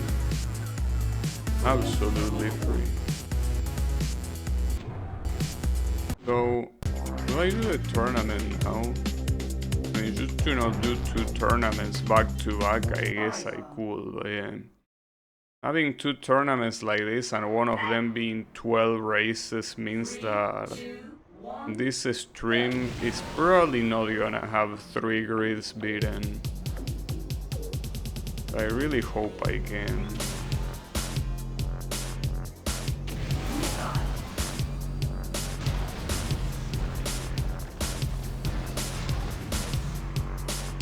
I didn't check what the class of this tournament was. I think it was Flash, right?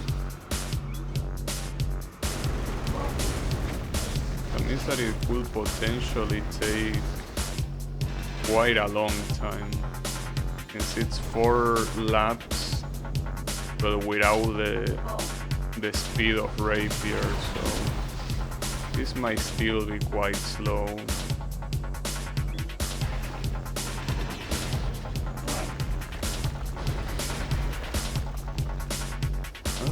So in tournaments like this, the important thing is not dying, so you can get points.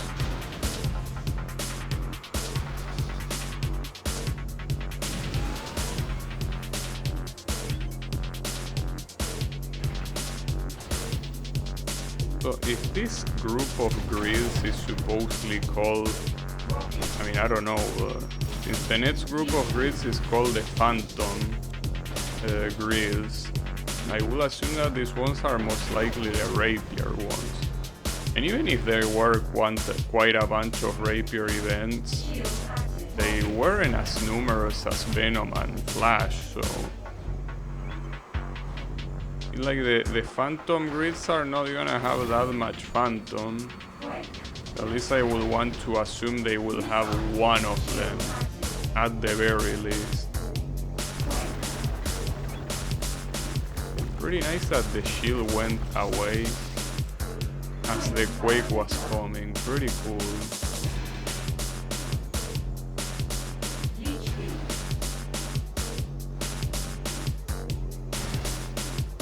But another thing that you can keep in mind about long tournaments is that you can skip a lot of the races if you have enough lead. Like, if you manage to win like the first 7 races, you can easily skip like 3 or 4 of them. So at the end of the day, it ends up being more like an 8 race tournament, which is still a lot, by the way. It all depends on your performance and nothing else. Like, if you don't get first place in every race, I don't think you can afford to skip many races. So very fucked up that someone used mines when I had autopilot and I had exactly no way of defending myself. Very fucked up of you.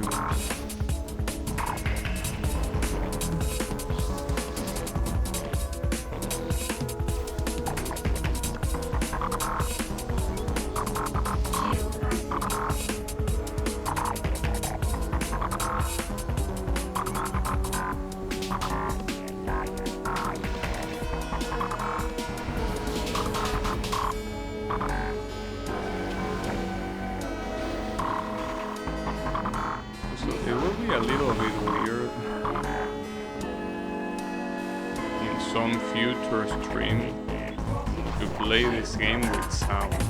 Because right now this game essentially turned into the game without sound to me. This is a game that I already accepted to play it without sound. I feel like it will be a little bit weird to play with sound again. At some point I did that with Ragnarok Online. Like, I remember at the beginning when I was playing Ragnarok Online, I played without sound. No sound effect and no music, which is an absolute tragedy to do something like that. Especially with no music. Ragnarok Online is a game that has very good music, but like, in fact, there were cases where I play with sound effects but without music. I can't believe that. 3, 2, Like, half of the fun from that game comes from listening to the music. But I cannot say the same thing about this game though.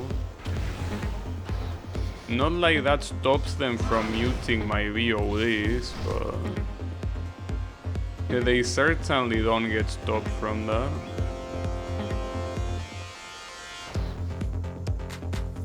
Would be nice if they did though.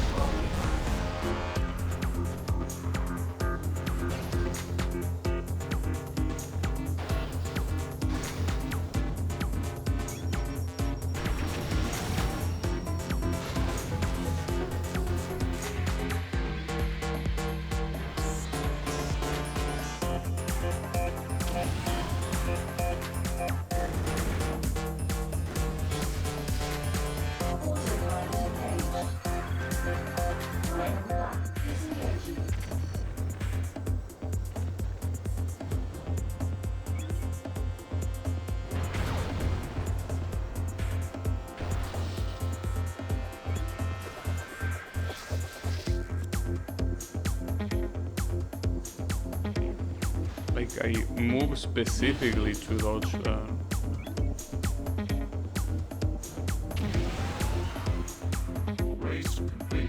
Depending on the points, I might be able to skip 2. Oh, that will be getting too cocky. I cannot skip 2, but I can skip 1. I mean, I could skip this one, and then the next one we will see, depending on the points. The next one cannot be skipped. In fact, the next one probably needs to be win. But, I mean, in those cases, it's clearly a better idea to do that race, and then if you have enough points, you skip the last one. Oh, and it doesn't help that it's this one. Damn, if I had knew it was this one, I wouldn't have done that. Well, I have made a big mistake here. Might have made quite a big mistake.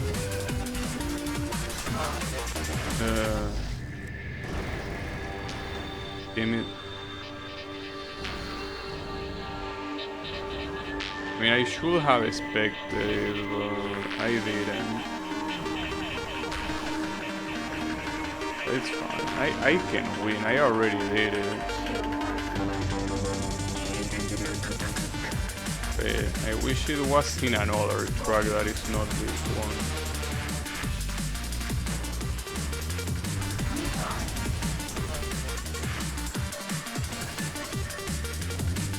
At least I'm still defending the first place very well. Could be doing it better.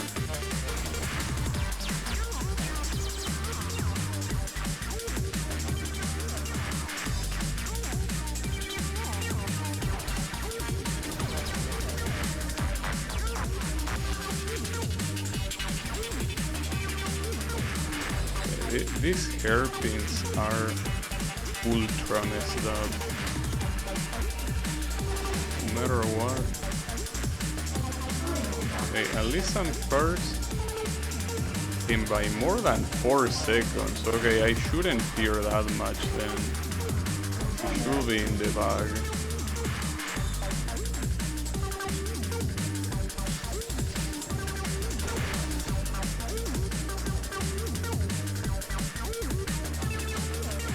I guess I more or less learned how to do this track. Took a couple of attempts, but I think I finally can do it well enough. Well, get the tournament and so now I actually will have to play that same track but in Venom for this one single race event. And then the 12 race tournament, which will take a very long time. 3, 2, 1, go. So yeah. It's alright.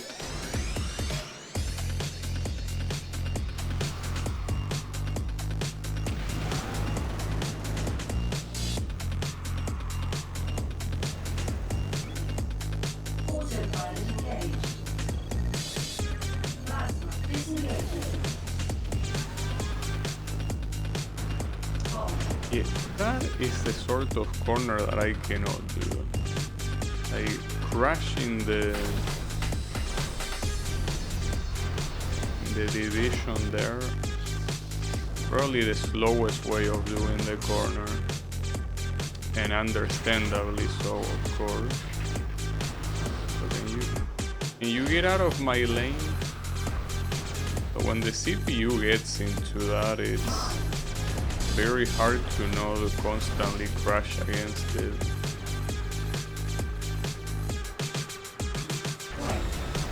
Here comes the quake. No problem. Yeah, differently from anything else, we only have 3 laps here, so maybe not enough time to catch up with this asshole. Maybe it is enough time. I don't know.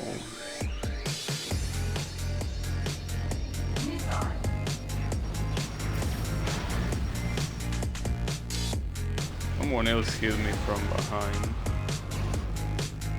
He also stole my power up. What a bitch. You know, this one.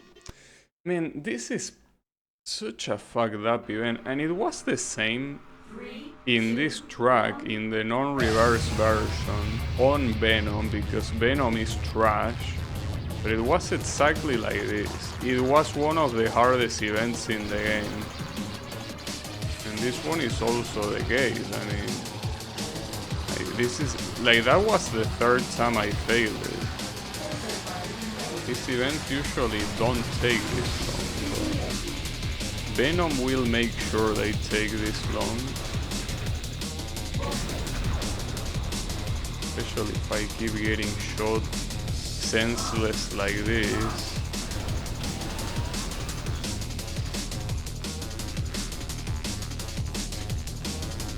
4 seconds. That new lap record, I don't believe it. Well, it says new lap record because none of the previous attempts finished, so pretty sure the lap record should be and save. Yeah, that makes sense.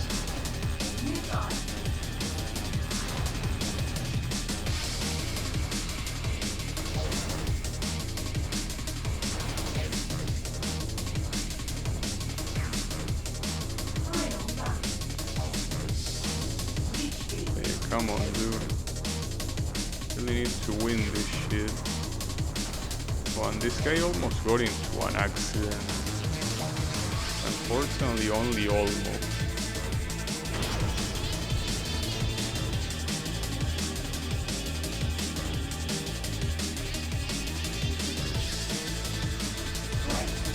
Nice.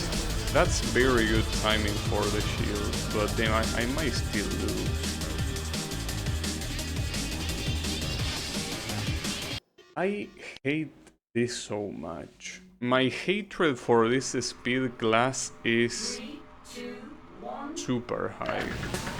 We can only hope that when the Phantom grids start, this shit is gonna be purged from the game, but I kinda doubt it. I just don't believe that after 12 grids you still have shit like this, and it somehow manages to be harder than anything else. Really fucked it up there.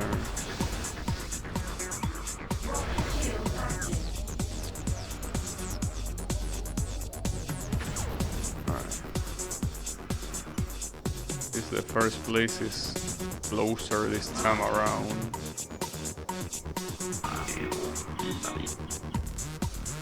Now he's behind, but the thing is that in those hairpins, the CPU just does some very illegal shit. It goes way faster than it should.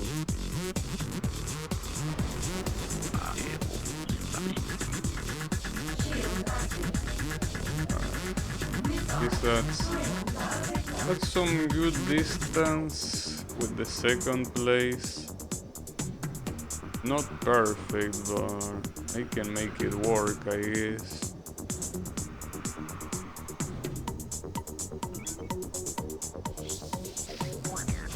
Of course I can make it work. Also, using Quake, unless you're gonna hit someone, if you are first place and you use Quake, it's not necessarily a good idea. I mean, you're obviously not gonna hit anyone, so you could say that it's useless, but it's also something that is bad for you, because you're gonna completely change the way the track looks, and it's hard to follow when all you see are waves in the road. Alright, so this is 12 races Rapier class tournament. So the fact that it's Rapier class is good because it's fast. So those 12 races are gonna be faster than they will be in slower classes. And as I think I mentioned in one of the previous streams, Rapier races are probably the fastest one because even if they are 4 laps, they are faster than Flash, and Venom, even when it's 3 laps, it's very slow. So they are most likely the fastest ones, or at least potentially the fastest ones. That's great.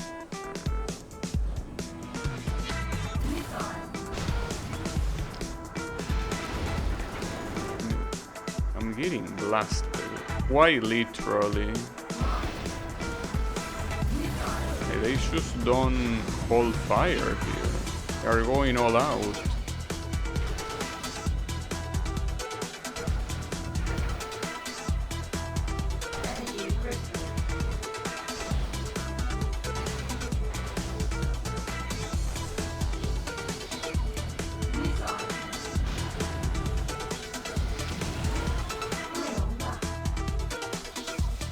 No matter what, I need to heal.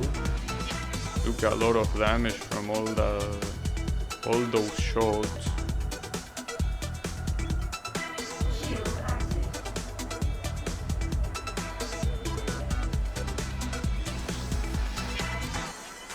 But at least that's enough.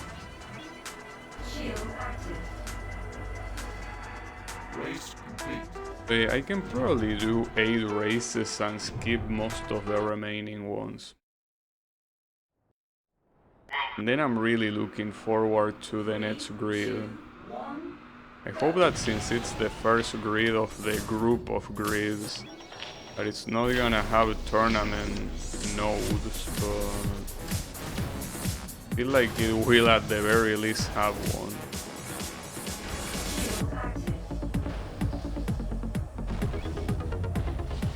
Yeah, having one is certainly preferable than having two, without a doubt.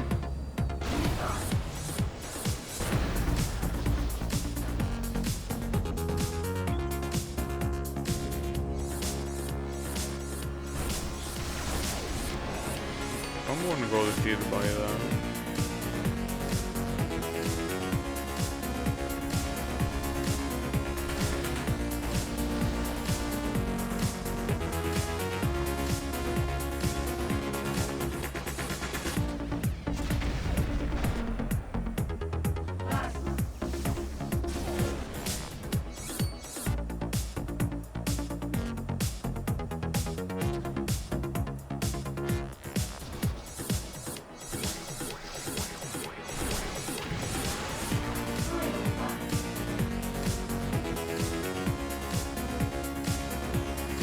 I will consider this session a success if I can at least see one phantom event. That's the objective. And I really hope that for the final grids that they make all of the events Phantom class. They probably won't, but if they do it, it will be so cool. I also realized that for some tracks, Phantom is probably gonna be very hard to drive. That's fine too. So be it.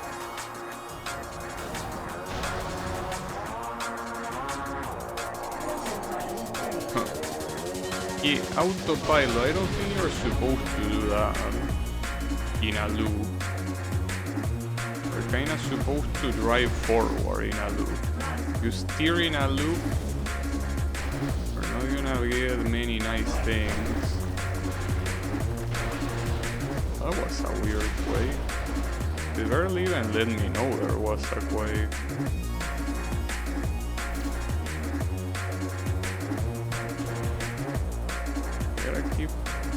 I gotta remember that there is the shortcut in this track. Some of these guys are taking it, as you can see. They should take it as well. I think that one of the guys that took it failed. He was in front of me, now there's only one in front of me.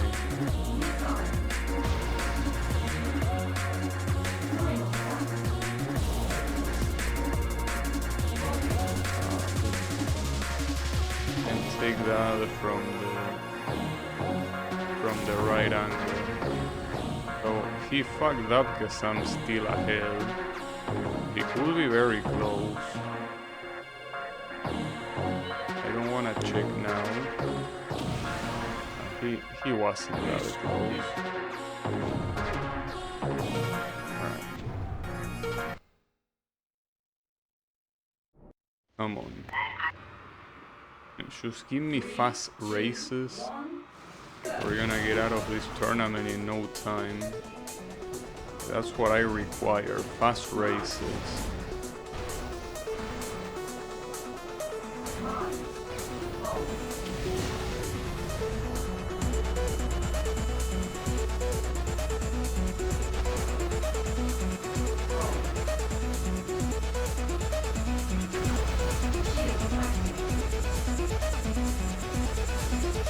There is a power up that no Wipeout game has, and I feel that it will be nice, though probably a little bit too broken, I guess. That is a power up that gives you something in the front of your car, and when you crash against someone from behind, you like get them out of the way instead of having to, you know, to slow down behind them. You should take them out, or not take them out, but simply put them away. Like basically you keep going as if they were not there. That would be ideal.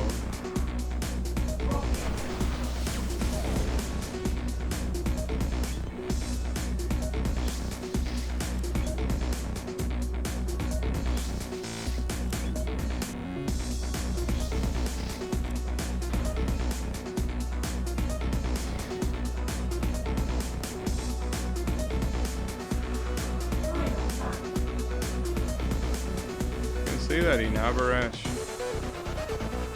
most laps in the rapier class take an average of half a minute to be done. Since it's 4 laps per race, it's essentially 2 minutes per race. It could be a lot worse.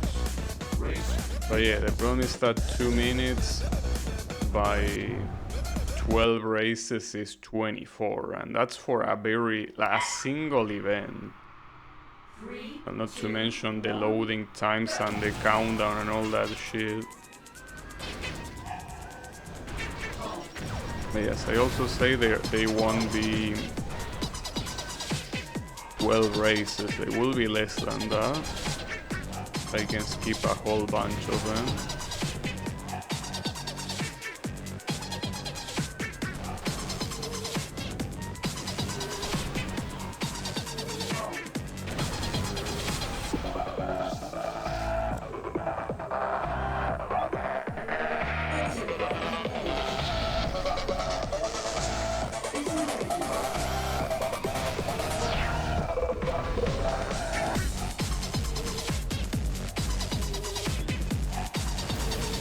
Pretty cool.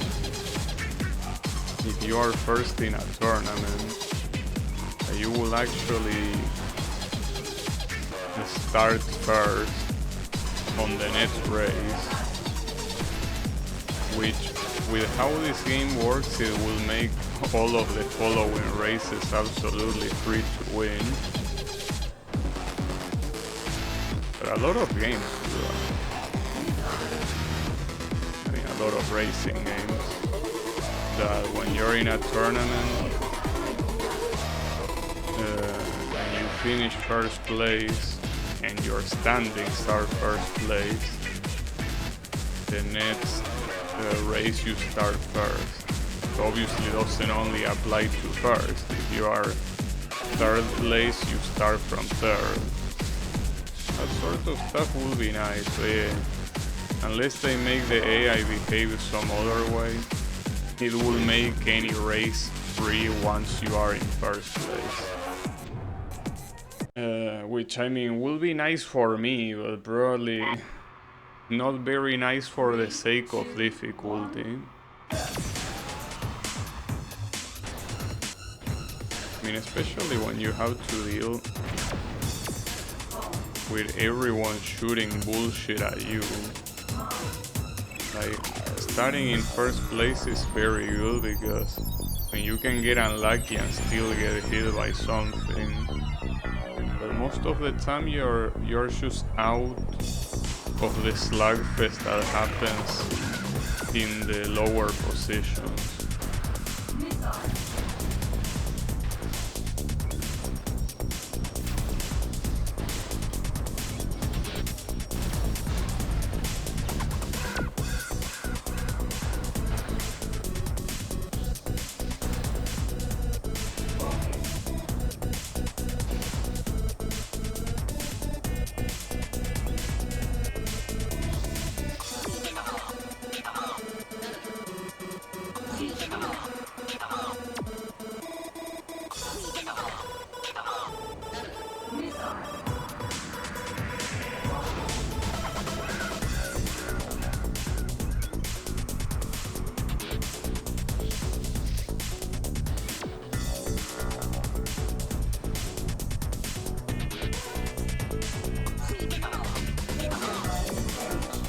That's a very bad place to activate autopilot. But I still have the muscle memory that when you use autopilot, you are able to pick up another power-up. But yeah, that works like that in the previous Wipeout game, so not in here. I gotta take the muscle memory out of my system. Well, at least for this game. Maybe they bring it back on the following ones.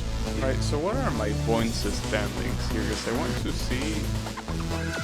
It's unfortunately way too early to skip. I mean, I can skip 2 races and still be first, but that was only the 6th race. Like, that's the halfway point. Very messed up. It is what it is. But at least we have this race now, which means that if I skip on the later half, I mean this is already the later half, but the last race won't be this one. Though it might still be the normal one that is not reverse, which is still hard.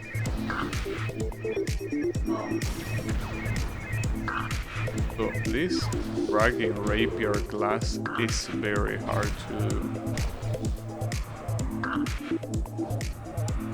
Those hairpins you will have to be breaking a lot earlier.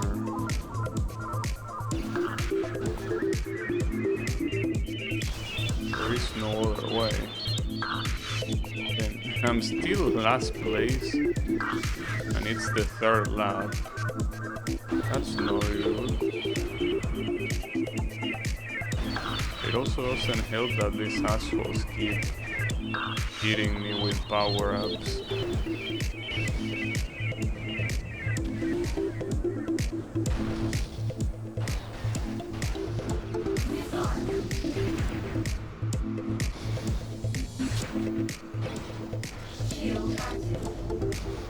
Not bad. Going to last place into the podium, like from last place to the podium.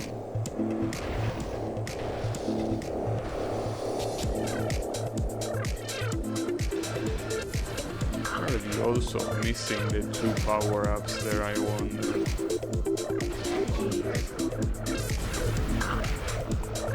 I probably should have absorbed that power up, but no, I'm fine. I'm surprised though that this guy didn't give a shit. He either had a shield or a turbo, or he simply cheated, because I mean, he's a CPU. They can cheat. They are allowed to cheat. 3, 2, 1, go.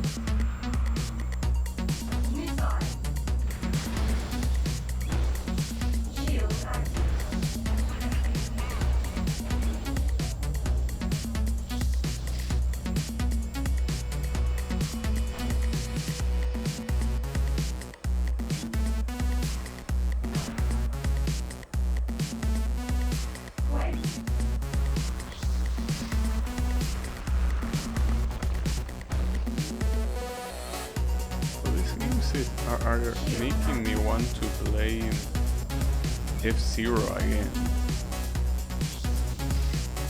Especially F-Zero shields.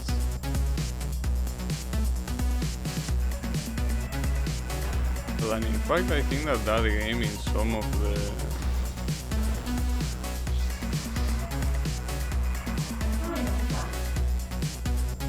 tracks is gonna work better than it did on my previous PC, most likely.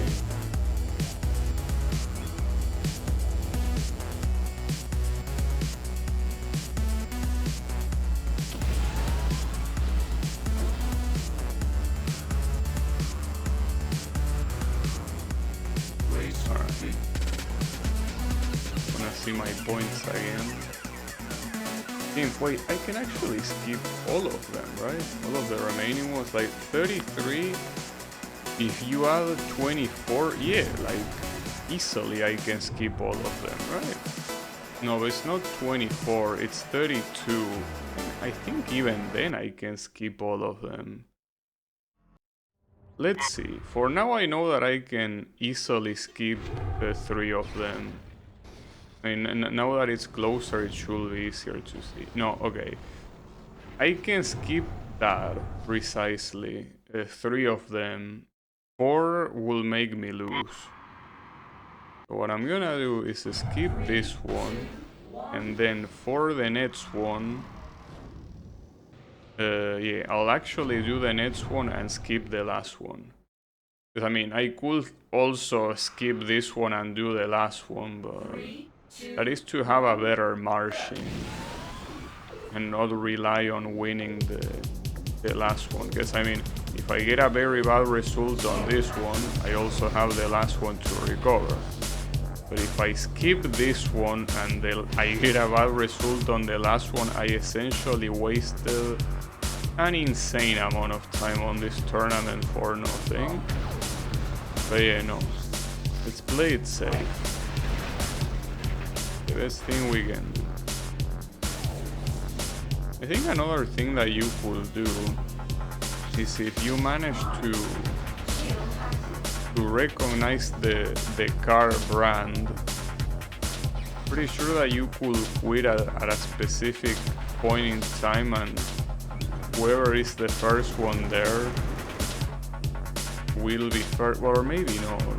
Maybe whoever finishes first just gets decided depending on the tournament standings and not the current position in the race.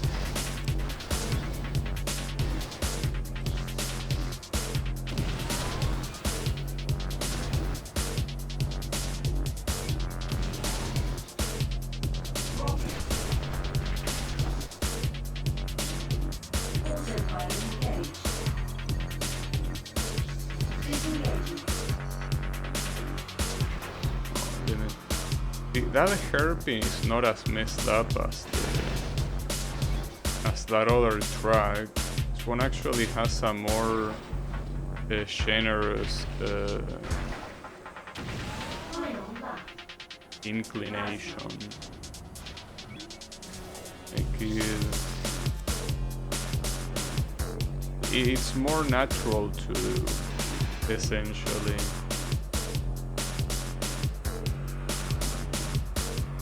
The way it twists is made perfectly to take the corner in a not super hard way, but the other two hairpins on the other track are not like that at all. Alright, and with this I can skip the... Well, I actually didn't check if I could, but I mean, unless I absolutely suck at mathematics, I should, right? 3, 2, 1. Fuck, now I don't want to risk it. I mean, I should be able to... I should have also checked. No, but it should be like... No, of course it is enough. I'm stupid. If it was already... if I already had the lead on the previous one, much more here. Oh, and the guy in Triakis didn't even get first. So maybe you just need to start the race a little bit, have them switch positions and then skip, so I should try that next time. Like, that might work. Well, we're done with this group of grids, and then... Oh, these are only called grid, and these ones are starting to get called phantom grid. So it only gets named like that. Wait, and it's already phantom. Well, that's the objective of the stream. We got to phantom. Wait, are all of these events phantom? That seems like quite a big jump. I'm not complaining, of course, but... Like, we came from a grid that had Venom events into one that has nothing but phantom. That's wild. Hey, I'm welcoming it. Anything that is not Venom garbage is welcome.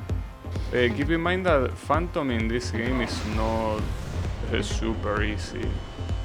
Like, you go very fast. Like, very, very fast. Like, your car sometimes becomes an absolute monster to control. But the worst part about it is essentially the damage you take from hitting the walls.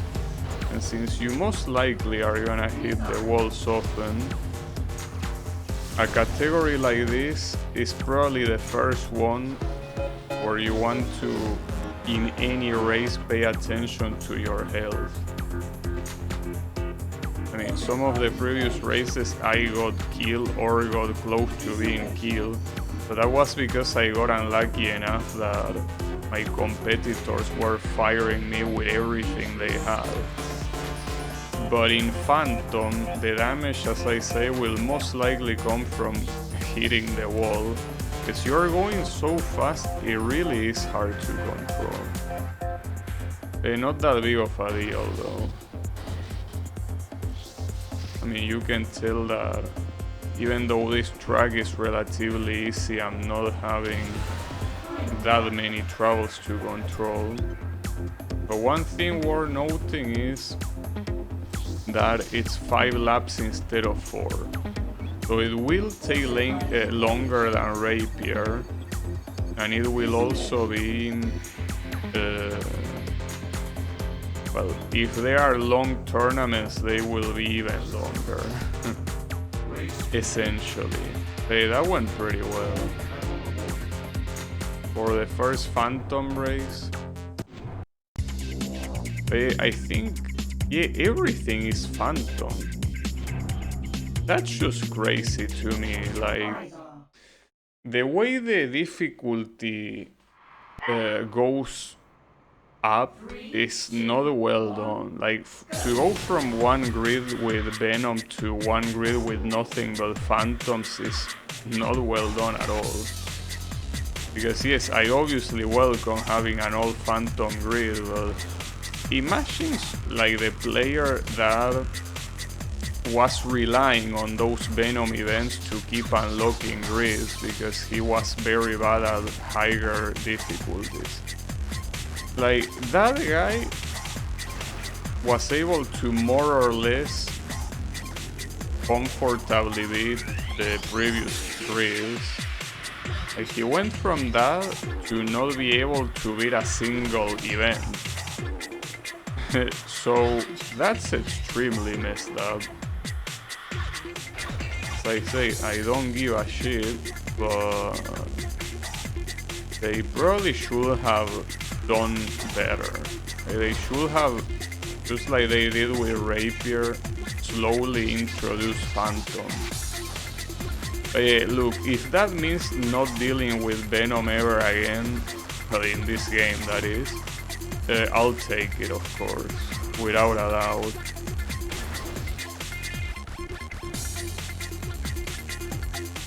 It means we don't have to go extremely slow again, then it's a victory in my book.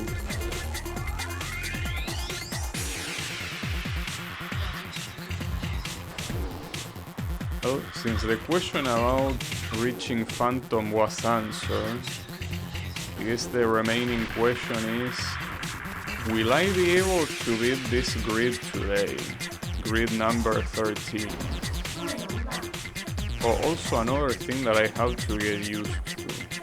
So these are 5 laps. Like, I was about to release the accelerator there when that 4 lap ended. No, we are 5. And I mean, if all these events are phantom, it's not gonna be hard to get used to it. But you still need to get used to it.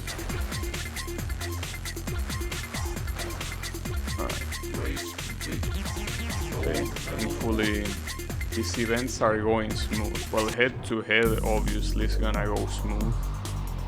But at time trial, well, an event that is probably gonna be extremely fast is the fast lap event. It's already fast with slower categories. With something like this, it's something else. I completely missed the shortcut. I don't think I will need it for a time trial.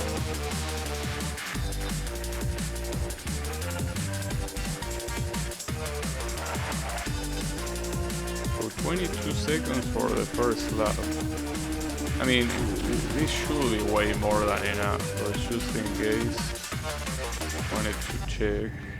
Yeah, no, it shouldn't be a problem. I should not take the shortcut though.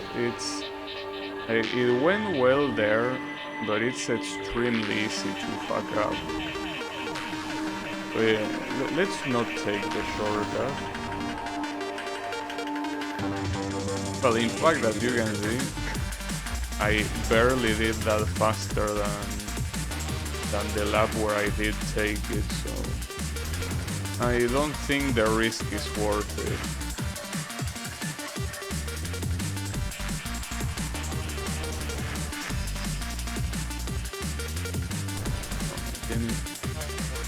Well, what is not worth it is crashing against the wall like that. I mean, you can easily tell, even not being in the final lap, that like I'm gonna beat this by 14 seconds. So yeah, they clearly at this point are thinking that players are struggling to oblivion to beat these gold medals. So they give you a lot of leeway to do so. What they don't understand is that the slower categories having less leeway are harder to do. But yeah, it's alright. It happens. Oh, a speed lap. This is what I was talking about. If I can get the gold on this speed lap on the first lap, this will be the fastest event yet. Yeah, let's see if that can happen.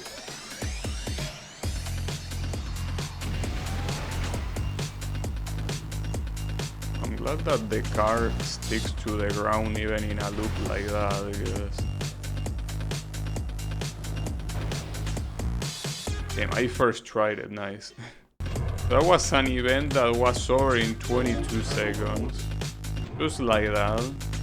And to think that you have tournaments that take 20 something minutes. Quite a wild comparison, but for the game, they are both worth the exact same.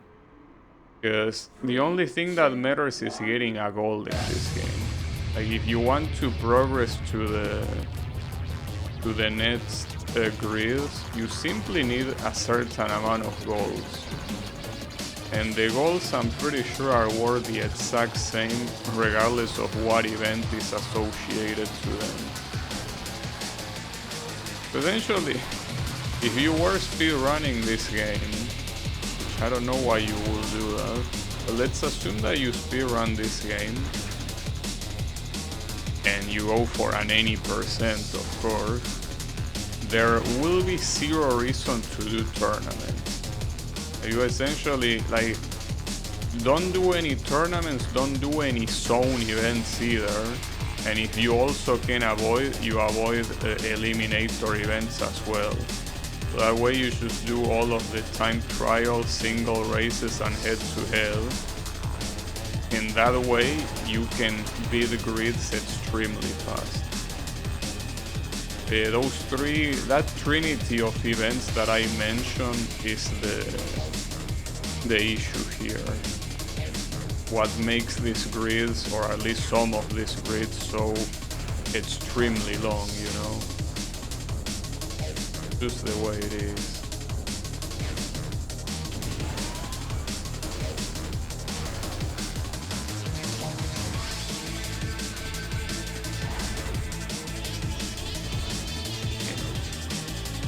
This bridge is hard to do when you're going this fast, without a doubt.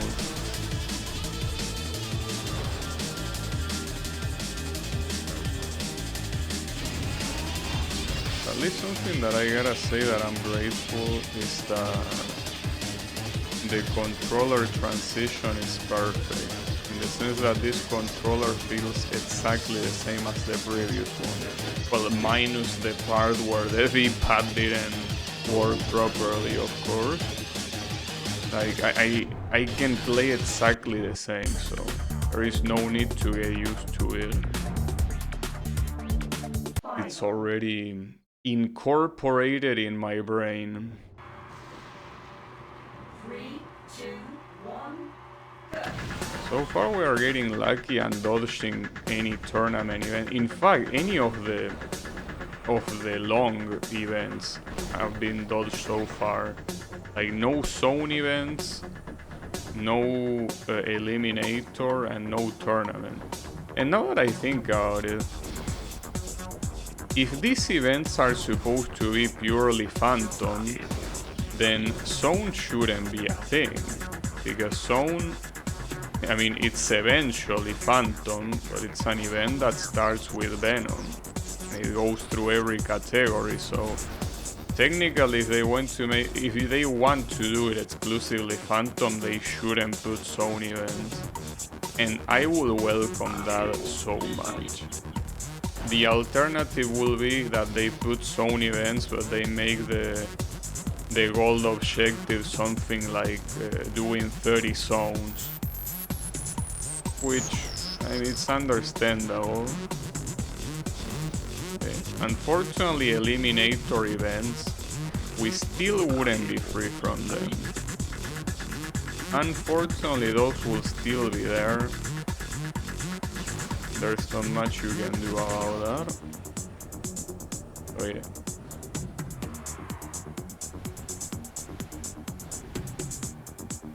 That's fine by me.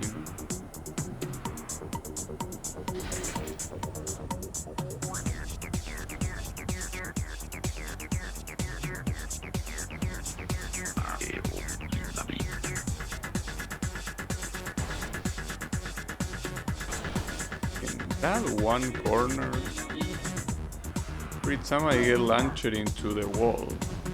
And this guy is literally 1 kilometer behind me. That's pretty funny. I mean, if you need any more proof that the fastest the category, the easiest it is to win. But here you have very solid proof just looking at the distance. In the other ones there might not be such an obvious proof, but here I never got to 1 kilometer of distance in an event like this before. Not like you need to, but it definitely says about how, at least if you can handle the speed, the difficulty is a lot easier on faster categories.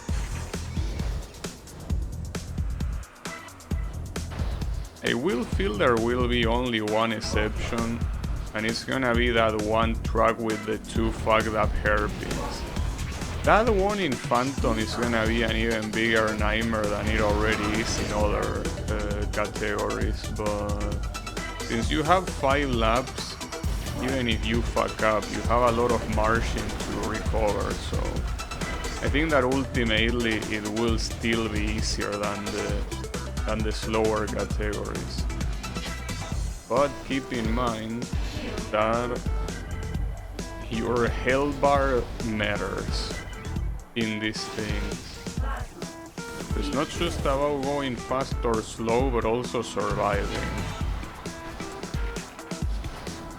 If you kiss the walls too much, you ain't surviving shit.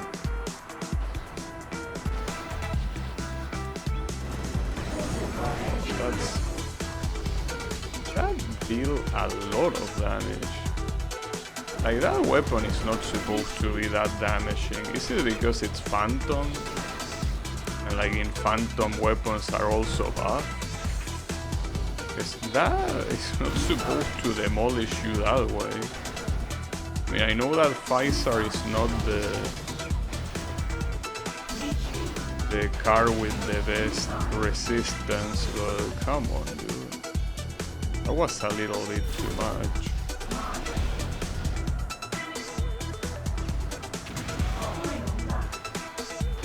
What a shunt.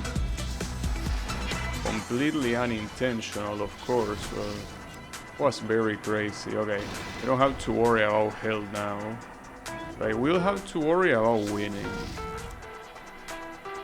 The second place is still very close to me. We will see. Oh, we get it, nice. And it's also so... These races in Phantom are so... pumping. Like, they are so exciting for me to play because you go fast, and that's ultimately what I want from a racing game. I just want to go fast. That's the reason why I hate Venom so much. I like going this fast.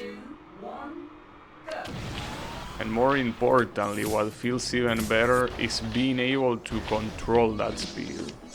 Because going this fast but kissing the walls every time is not that nice.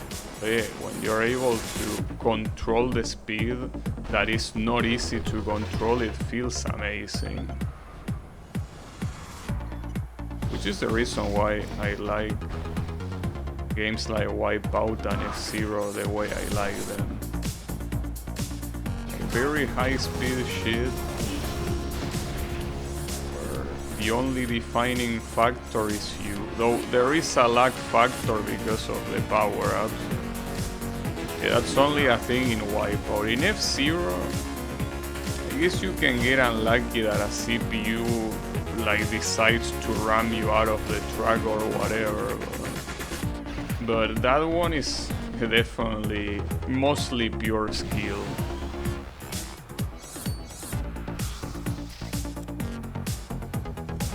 Also the reason why I like F-Zero more.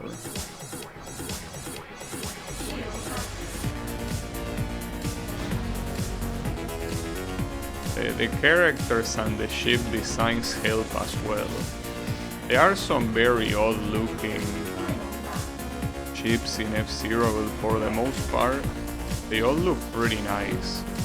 In Wipeout, very few of them look nice. Most of them just look like alien ships. That's not a bad thing necessarily, but they just look like ugly alien ships. You know? In F-Zero they look more like the protagonist's spaceship. And we get an Eliminator one. This is the first Phantom Eliminator event. This, unless they buff the damage for being Phantom, this shouldn't make any difference. Like, you're gonna kiss the walls more, yes, which means that your chances of dying are higher, but I'm pretty sure that if you die to a wall, no one gets your kill. So, if anything, that will be preferable to getting killed.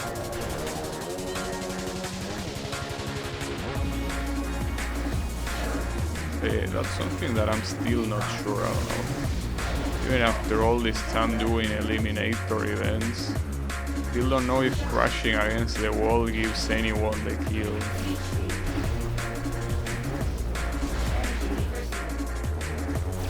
HE Systems is getting cocky. And HE Systems is getting way too cocky. What's wrong with you?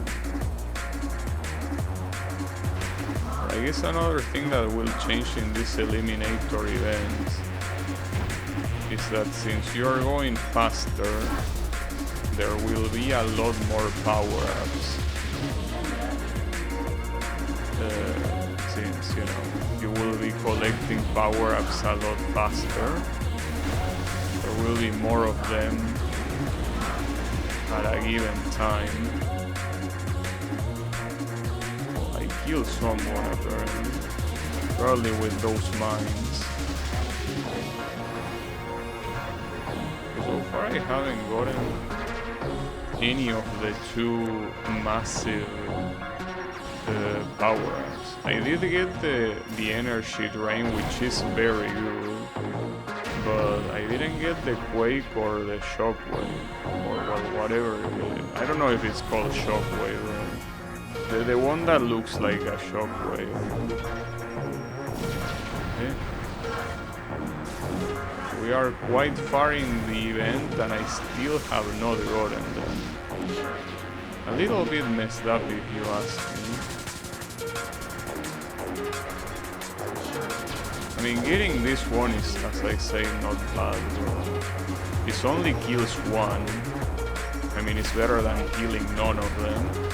But yeah, it's also be nice to kill a lot of them at the same time. They are not allowing me to.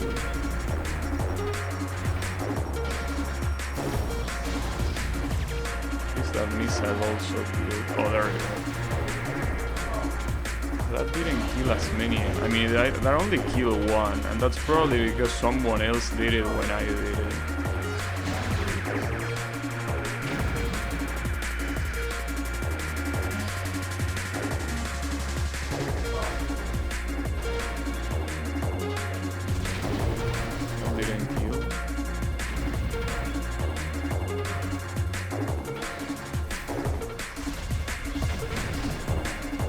Say that. Wait. I was out to say that the RNG so far has been quite unlucky, and I mean it was, but yeah, I did get that one. That's nice. So to this day, I still don't know how that power-up works. Just that it hits multiple opponents, but when and how, I don't know. That is the only one that does that aside from Quake. But then technically Shuriken also does that, but the Shuriken is so weak that it doesn't really matter.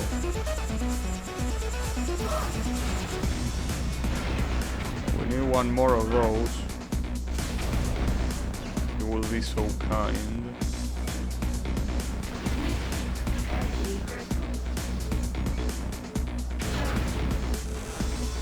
Didn't work. Even though the bomb connected, it didn't kill.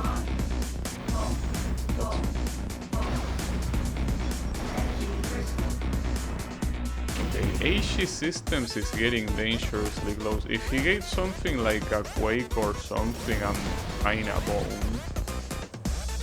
That will be very bad. I keep missing the power-ups, it's even worse. That should be good. There we go. Nice. Alright. How is it going, Drainer? You came right in time to see me win an eliminator. Wait, did I see that right? Do we have Sits loyalty? Damn. Well, careful not to be close to anything that can cut your head. You know how cliche horror movies work. If you see sit, something bad's gonna happen. So yeah. Cover yourself. Take shelter. Because it might get spooky. It's fine. Don't worry. I keep getting this on the first lap, that's crazy. Like, they really overcompensate so much for the supposed difficulty of these events that they make them absolutely free. Oh, well, I didn't mean to use the classic skin, but who cares? Might as well. I mean, it's been a while since I used the classic one. I've been using the prototype for quite a long time. I do like the way that the classic one looks, but the prototype, the way it's more pointy, I feel like it looks more badass. But yeah, this one looks nice too. What I do know is that you can, well, as you can see in the loading screen, it tells you that you can edit the color. So even if a skin has like these colors, yellow and light blue, you can probably change them on your own. Like you can make it red and white if you want.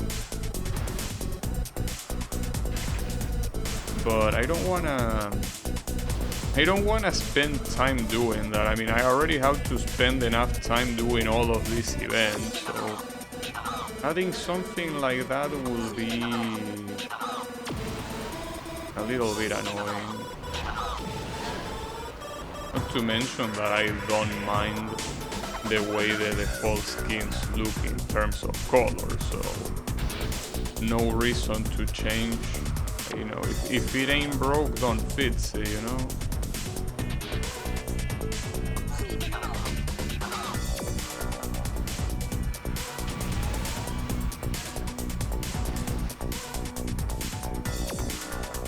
Still fail to see how the stunts in the air work.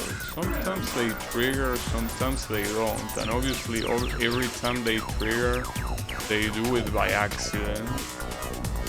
But when I try to do them myself, it's like they just don't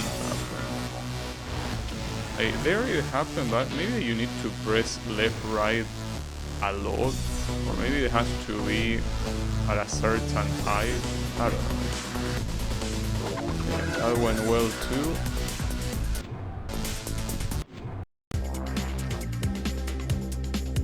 Another eliminator. Well, I don't want to repeat eliminator this early, so let me do something else.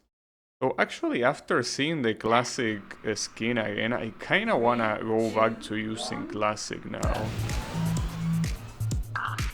A very good looking one. Oh, and then we have the infamous 2 hairpin track. Well, at least it starts with a speed lap and not with a race. But yeah, this is the one track that I feel that it will be very hard with Phantom. Well, you can already see I'm struggling a little bit. I mean, this speed lap was free, as I say, because the devs overcompensate for the perceived difficulty of Phantom by making these times free. Okay, unfortunately we have a tournament. I guess it was inevitable, but yeah. We got a tournament to play. 3, 2, 1. I guess we gotta do that.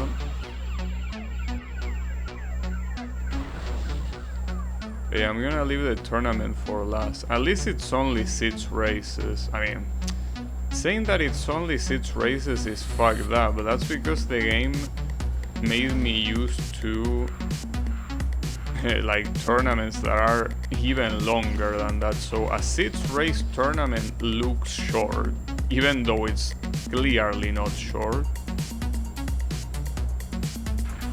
It's fine.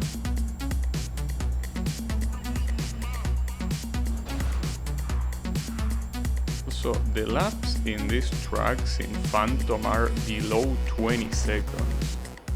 That's crazy. Like a lap that takes 20 seconds. There aren't many racing games in the world where you can say that. I know of a couple, and well, the most common, or rather the most known example will be Mario Kart with the baby park. The one that is a very tiny oval that is 7 laps precisely because of how small it is. There are examples, but for the most part, even in the most arcade of racing games, you don't have 19 seconds laps. But here you are going so fast. and this track is so short that such a combination ends in something like that. And unfortunately we have another tournament, bro. Wait, how many? Okay, both of them are 6 races, and that's so shitty. Like, come on, dude. Hey, why are you like this? I don't understand. Like, especially if both tournaments are gonna be 6 races. Don't you think that having only one of them would have been a better idea? Like, I know that by this time you probably were running out of ideas, but still, well, probably run out of ideas earlier. But come on, dude. Because that's what ends up being a slog to play through this game. I don't mind a lot of events, but if some of these events are gonna take 20 minutes to beat, and there is multiple of them in a single grid, then that's just a slog. Like, I'm sorry, but that's a slog to play through. I mean, I already did it multiple times, so it's not like I'm surprised, but if they weren't there, I feel like it would be better. I died? No way. Well, I could skip race. This is not a good idea, but I'll try. Because I mean, I'm planning on skipping races anyway, so might as well skip a race where I die. The alternative will be resetting the tournament, which is not a bad idea on the first track, but if this ends up in gold, it will obviously be faster, but only if it ends in gold, which I still don't know.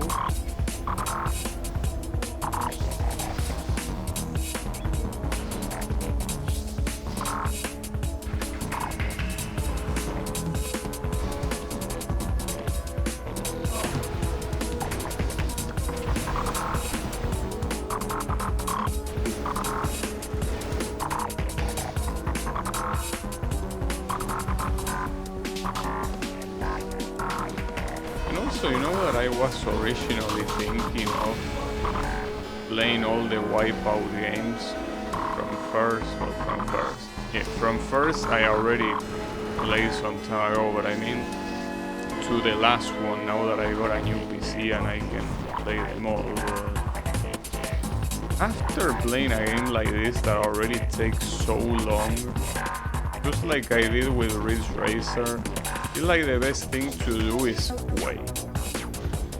I play something else in the meantime, but yeah, just leave this for some other time. It's honestly a really big pain in the ass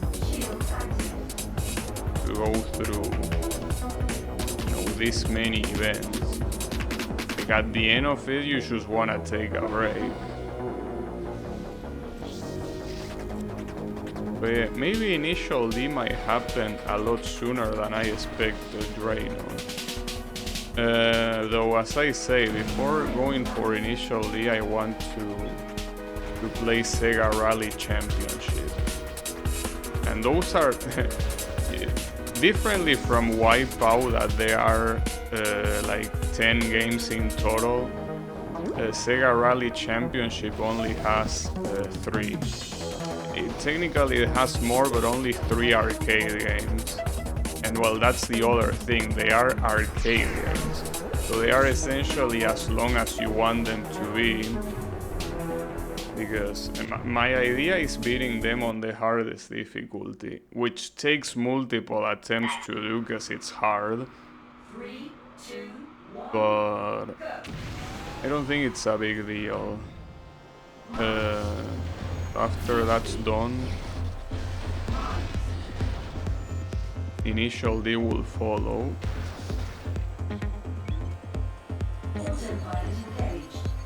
Yeah, that might still take a while, because that still will have to be after being done with this game, and that's something that still won't happen. because there are still quite a lot of races remaining, with a lot of this type of events inside them. Not anytime soon for sure, but it will be sooner than I expected, because I really will wait more time to go for Wipeout HD. And hey, maybe Wipeout HD is a lot shorter than this game, like maybe it just has a tournament mode and that's it, or something similar. But yeah, after playing so much Wipeout with this game, I think that the best course of action is taking a break from Wipeout. Probably the smartest idea.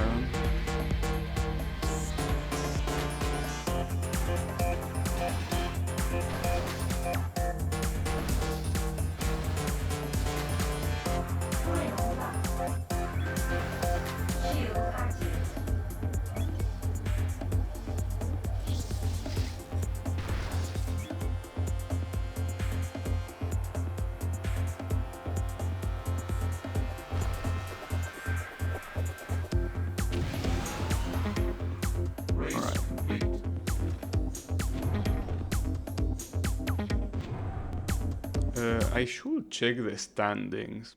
Keep in mind that I skipped the first race. Well, or rather, I got killed in the first race. So, I mean, I'm most likely first regardless.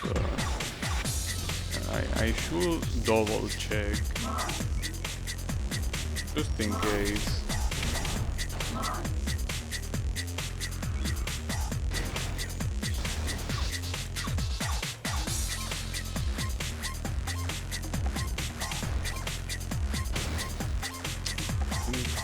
It as well.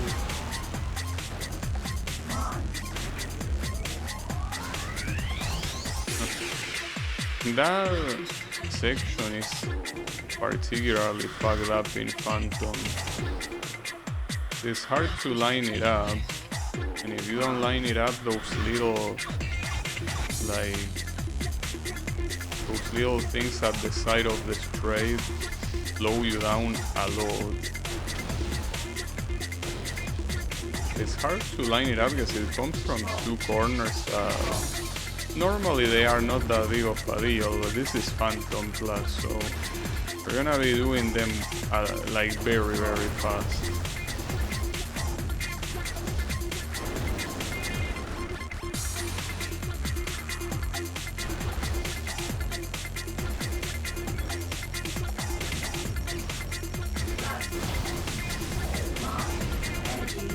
Bro, can you stop bombarding me with bullshit?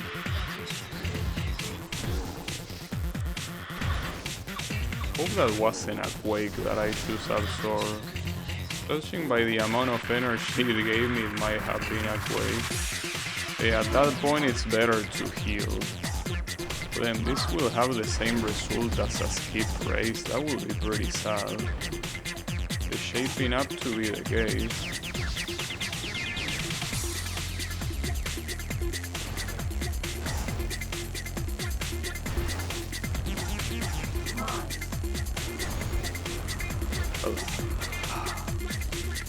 Almost 4th place. I need to see the standings no matter what.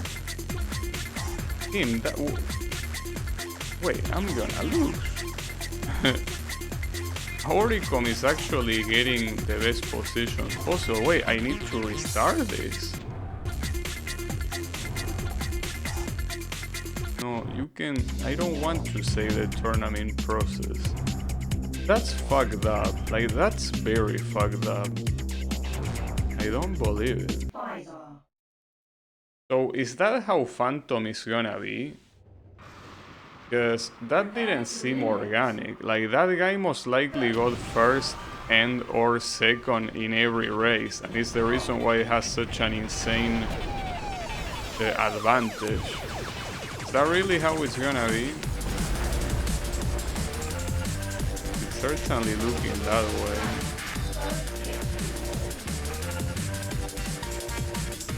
Well, that's a problem, because if it is that way, I won't be able to skip any race.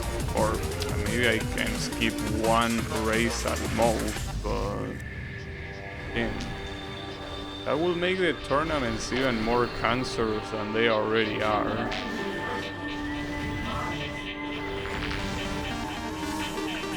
Nice mix.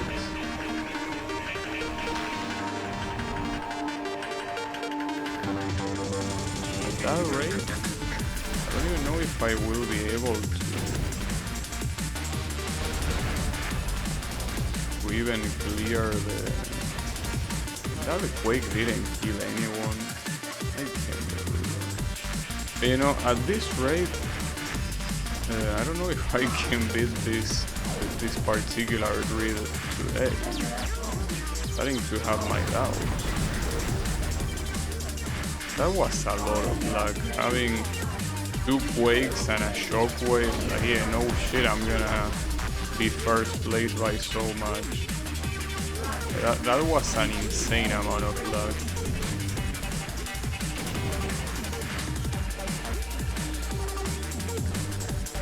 Hopefully it doesn't affect the rest of the event, and more importantly, not the tournament.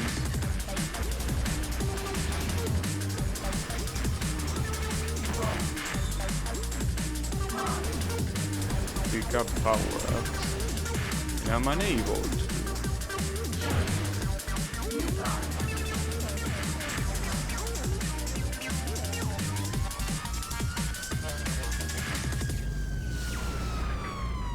That almost hit.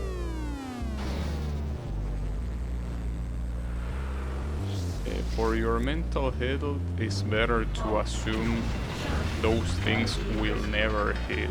Every time you have them, just assume they won't hit. Better that way.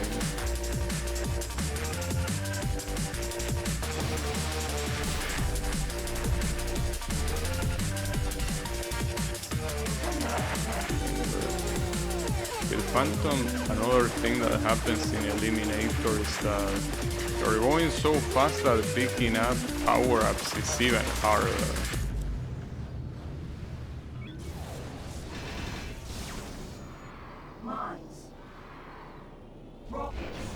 Really is.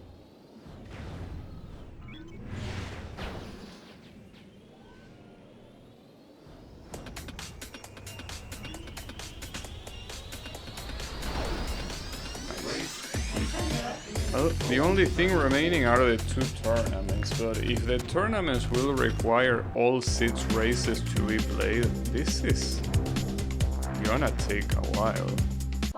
Like, I really don't know if I can do it. If I can do these 2 tournaments today. I mean, I will try to win every race, and I guess no skips available, no skips possible. Or maybe I just got terribly unlucky on the previous tournament. The guy that was in first place had so many points. It normally doesn't work like that. We will see. Also, this tournament starts with the track that fucked me up in the previous tournament. That's not a good way to start it. Guess it will have to be the case. It's the exact same race, the same direction and everything. Yeah, okay, pretty nice. Very nice of you, not only to deal an insane amount of damage to me, but also slowing me down that much. Very generous of you, game. I gotta say.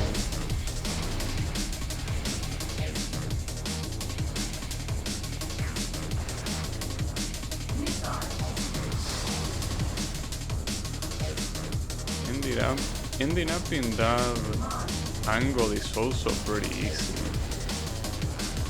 It's not like it was a rare occurrence. It most likely will happen again.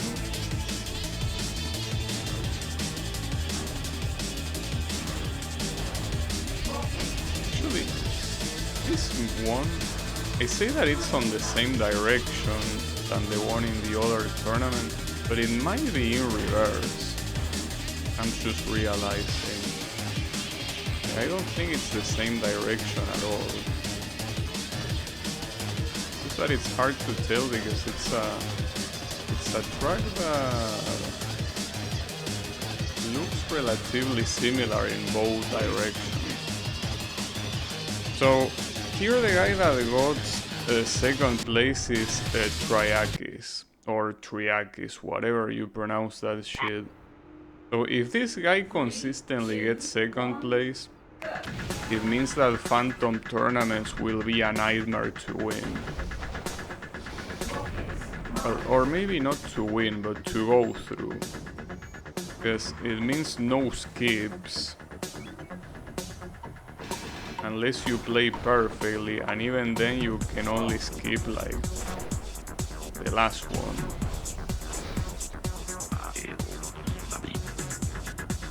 And that depends on the amount of races as well. So I think we are just boned with the tournament. Because I expected Eliminator, like the first time that I saw the Eliminator mode, I thought that will be the natural filter, but no, it seems that instead it will be... I'm about to die. I'm glad that Quake was in front of me, but I need healing and I don't... There we go. Oof. Close. I need more, that's not enough. They keep stealing the power-ups away from me. Well, and I also keep missing them. Okay. Yeah, I don't care that that's turbo, I'm gonna use it to heal. I'm gonna absorb it. I mean, I'm gonna absorb anything, regardless of what it is. I don't care.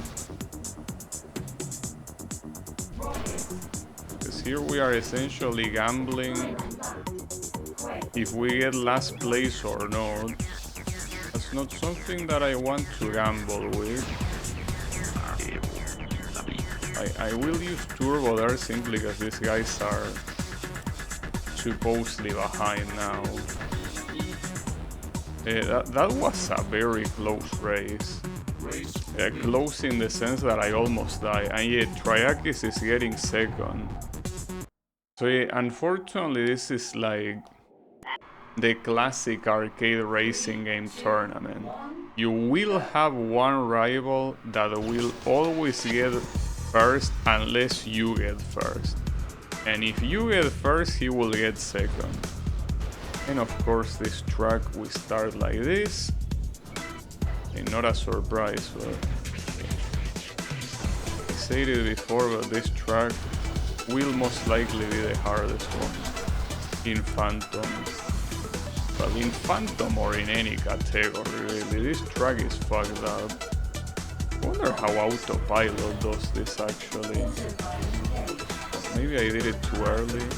Okay, Autopilot is essentially a hack for this track. Like, it does that in an impossibly fast way. I mean, it probably does it in the same way the CPU does it, which is also impossibly fast. I'm also hitting the walls a lot, so I really will need to use most of the power-ups for healing.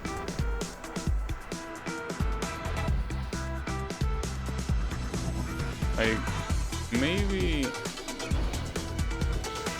for Phantom class, the Phaisar is not the best car. It has the best handling, and that's something that with this type of shit where you're going so fast is extremely important. But with how much you're gonna be kissing the walls, the ideal will be having a car with good handling and good energy. And I think there is a couple. But I think those are DLC, which I have. But I mean, I want to stick with Phaisar until the end, though we will see, because I will assume that when we are heading to the final grids, the events are gonna get extremely hard. Like, if they are already getting quite challenging here with these tournaments. So at that point, it might be necessary to switch cars. But for now, let's stick with 5-star. Okay, this one time Triagis did not get second. So maybe it was just a matter of luck and I simply got unlucky and that's it. 3, 2, It's possible.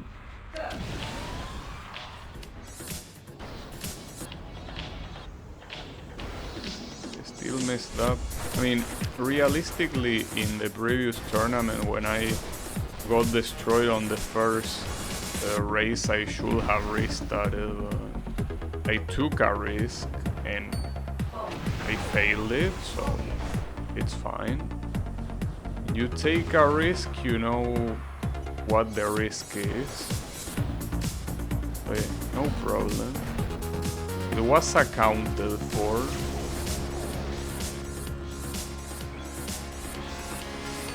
I use that Quake to heal myself. I mean, it's honestly probably the best option, because in tracks like this, you most likely will get first place effortlessly. What you're not gonna do effortlessly is survive. There are some other tracks where maybe those make more sense because it might be harder to get first, but a track like this one is not one of those. Okay, just keep yourself alive. So, something that I should realize. Your car kinda does like a drift if you press an air brake twice.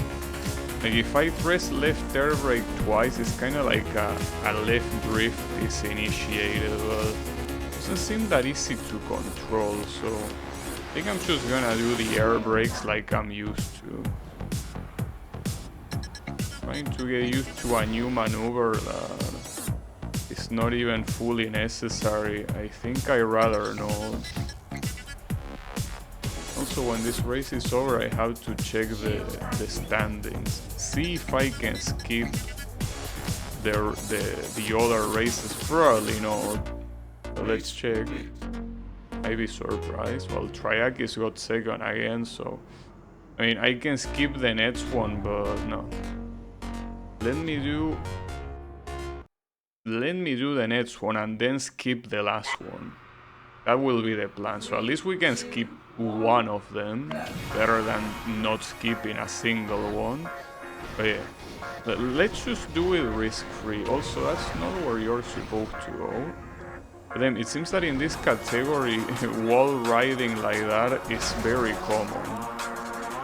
Because you're just simply going so fast that hitting the walls vertically like that, or well, I guess, I don't know if I should say vertically or horizontally, but hitting walls like that seems like it will be very common at this speed. But I don't even know how to be careful with it. It happens very suddenly. Like it obviously is hard to control.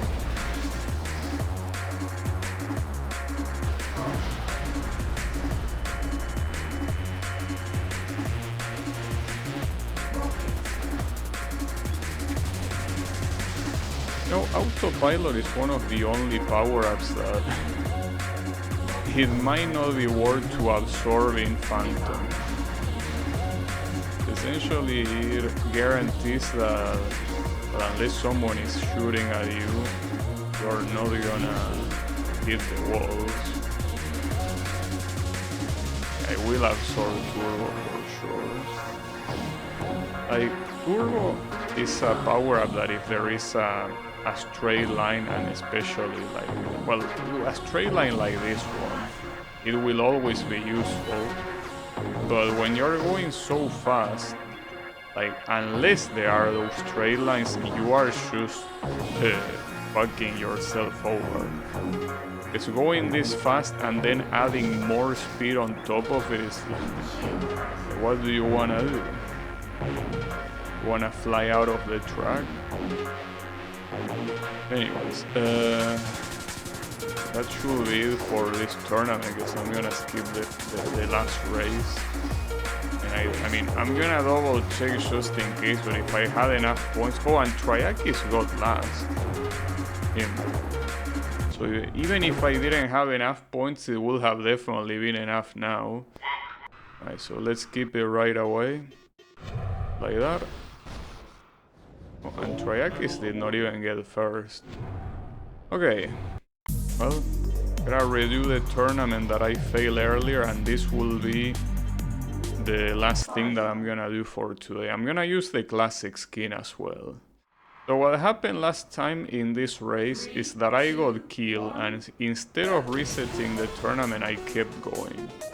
That's a big mistake that I should solve. So there will be something very useful in the UI that is only in the destroyer, or sorry, the eliminator mode, but it will be useful to have in tournaments, which is the current standings, like knowing who is in first place, well, who is in any place essentially. It's something that most racing games have. I don't know why this one doesn't. You see, there are no characters in this game, but you can just use the car brand, which you already do in Eliminator. It will be, actually useful. I guess they don't want to. Maybe they just don't want to clutter the screen, but why do they have it in Eliminator then? Because if you want to know how close someone is to winning, you can simply have the highest score currently. You wouldn't need to have that. Whatever. It works like this, it works like this. Thankfully, this one time it doesn't seem like I'm gonna get killed in this race. That's pretty nice. You just gotta be super aware of how much damage you're gonna take in Phantom. You will take a lot of damage. So heal whenever you can. If there is a shitty power up that it's just there for fodder, like most of the aggressive ones like that shit, just absorb it. And Turbo and Shield are two power-ups that even if they are useful, it might still be better to absorb them. The only ones I will say to not absorb, or well, unless you are dying, like the next hit is gonna kill, Quake and Autopilot are probably the two that you don't want to absorb. Any other power-up, you should be more than free to absorb it. If needed, of course. If you have a good amount of health, well, no, don't do it. See, for example, here, I wanted to use Turbo, but I went to 50% very fast, so not a good idea. Though 50% is still more than enough room to not get super fucked. Like, when someone starts hitting you, if they keep hitting you, you can go from a high percentage to a low one extremely fast. And before you know it, you are there. That's the issue. That's what I want to avoid.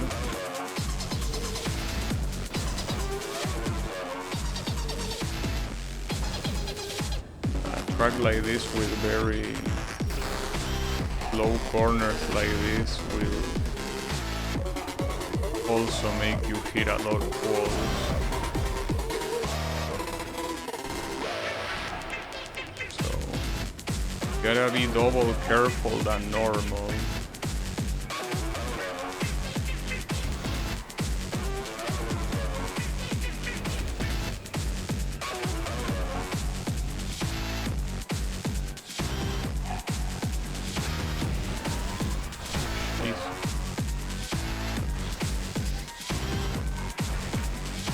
it always feels bad to absorb Quake.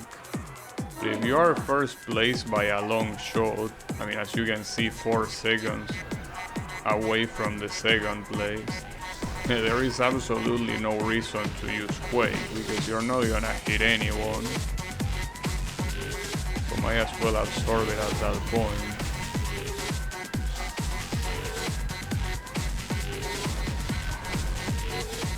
That one corner seems like it will almost always catch me. Still pretty good the first 2 races. See how it continues. Yeah, I guess after all, it ended up being a 3.5 hour stream. And I guess if I want to beat 3 grids per stream, that's how it's always gonna be from now on. Considering that all of these are phantom, at the very least it means that the events that are not tournament are gonna be fast. And we still have not seen a zone event yet in this phantom grid. So if zone is also out of the way, the only thing that will take long to finish is tournament and eliminator to some degree. Not to some degree, it will take long, just not as long as a tournament. So maybe from now on it will go back at the pace of 1 hour per grid, but I don't know. Also, that's the second time that I get off track. Even though it didn't feel like I was going that off track. The game disagrees.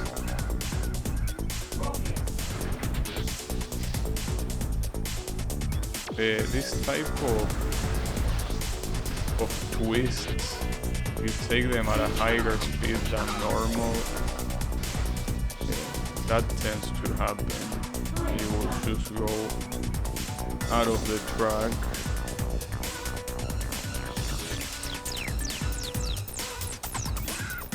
So more than taking them with a high speed, is taking them with a weird angle. I mean, it's a combination of both. That was still pretty good. I'm gonna check the standings on the 4th race. Or rather after the 4th race. Because on a 6 race tournament, I don't think skipping 2 races is possible. But something that is definitely not possible is skipping 3. So there is no reason to check now.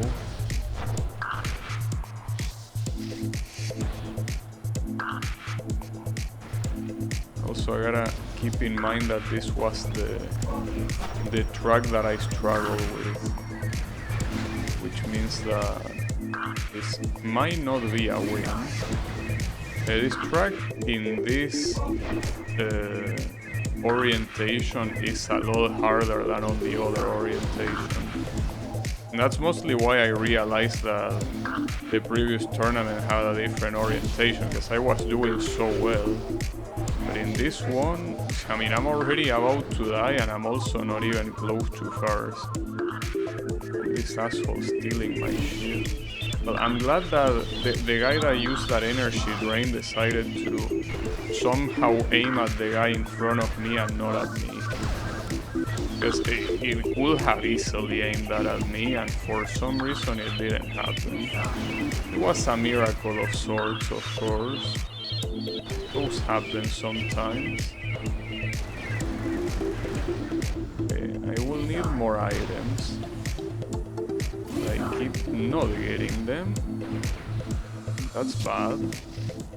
That's very bad. My health keeps draining. But I can't get a single item, dude. What you want me to do? So was that a perfect lap? No way. I think it should say final lap. Okay, I absorbed everything I could. Autopilot I will get it though. Especially since 72% is not a bad percentage at all. Right, That was 4th place at the last second. What a dipshit. So what are the standings? Alright. Well, obviously, as expected, we need to do one more race and then we can skip the last one. Though, if I had won that one, looking at the standings, I feel like I could have skipped the last two easily. But I'm not sure.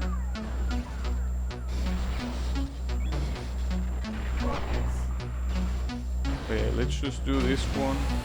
And even if I don't get first place, it should be mostly safe to skip the last one. I think. It's also a reverse version of this track.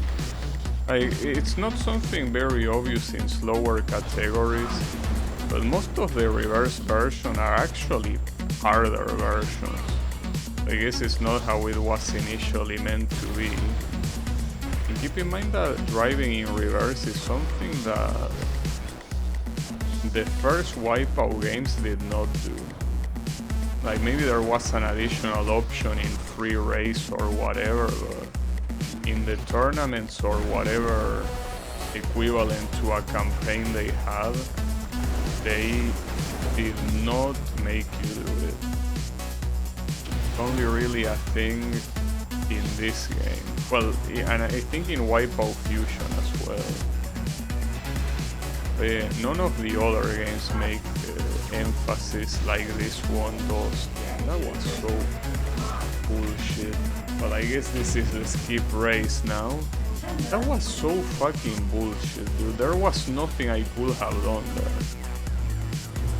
Though, even if I managed to lose the next race, there is the chance that I still win, because the second place is 7 points behind me. So I still need to finish this race no matter what, but... Oh, and it's this track. I guess I should have expected it. The bright side is that finishing 6th place should guarantee my victory. Which, I mean... I'd rather not. But, I mean, the problem of finishing 6th place is not the 6th place in itself, and it doesn't even have to do with it being embarrassing or whatever, but it has to do with the fact that if you are in that position, it's because you have a lot of opponents completely destroying you. So that's what I don't want to deal with. Though for some reason,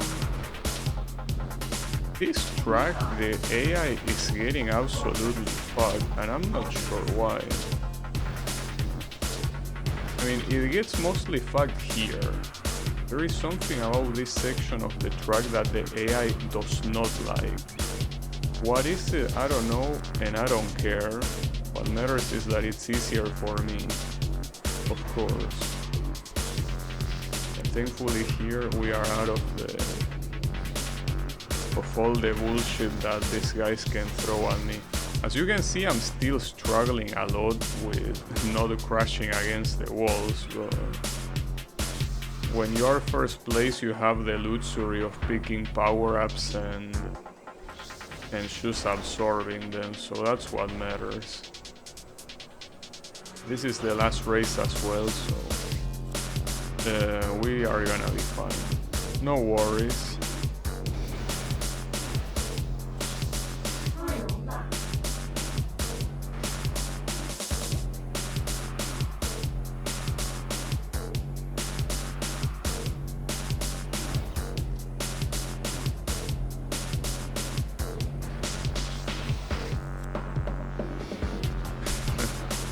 Even with how shitty I'm doing this now, you can tell that the opponents, like, they weren't even at the first hairpin when I finished the second one.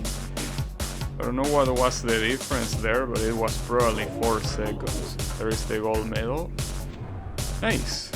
Well, I completed the grid, and now I can say that I'm looking forward to the next grids, because it seems to be guaranteed that they will always be in in Phantom difficulty, which is precisely what I want, of course. So I guess now I'm more looking forward to the next stream of this game than I was before with the shitty ass Venom races. So hey, at least that's good. But yeah, that will be it for me for today. So thanks everyone a lot for watching, and I'll be seeing you on the next stream. So have a good one and take care.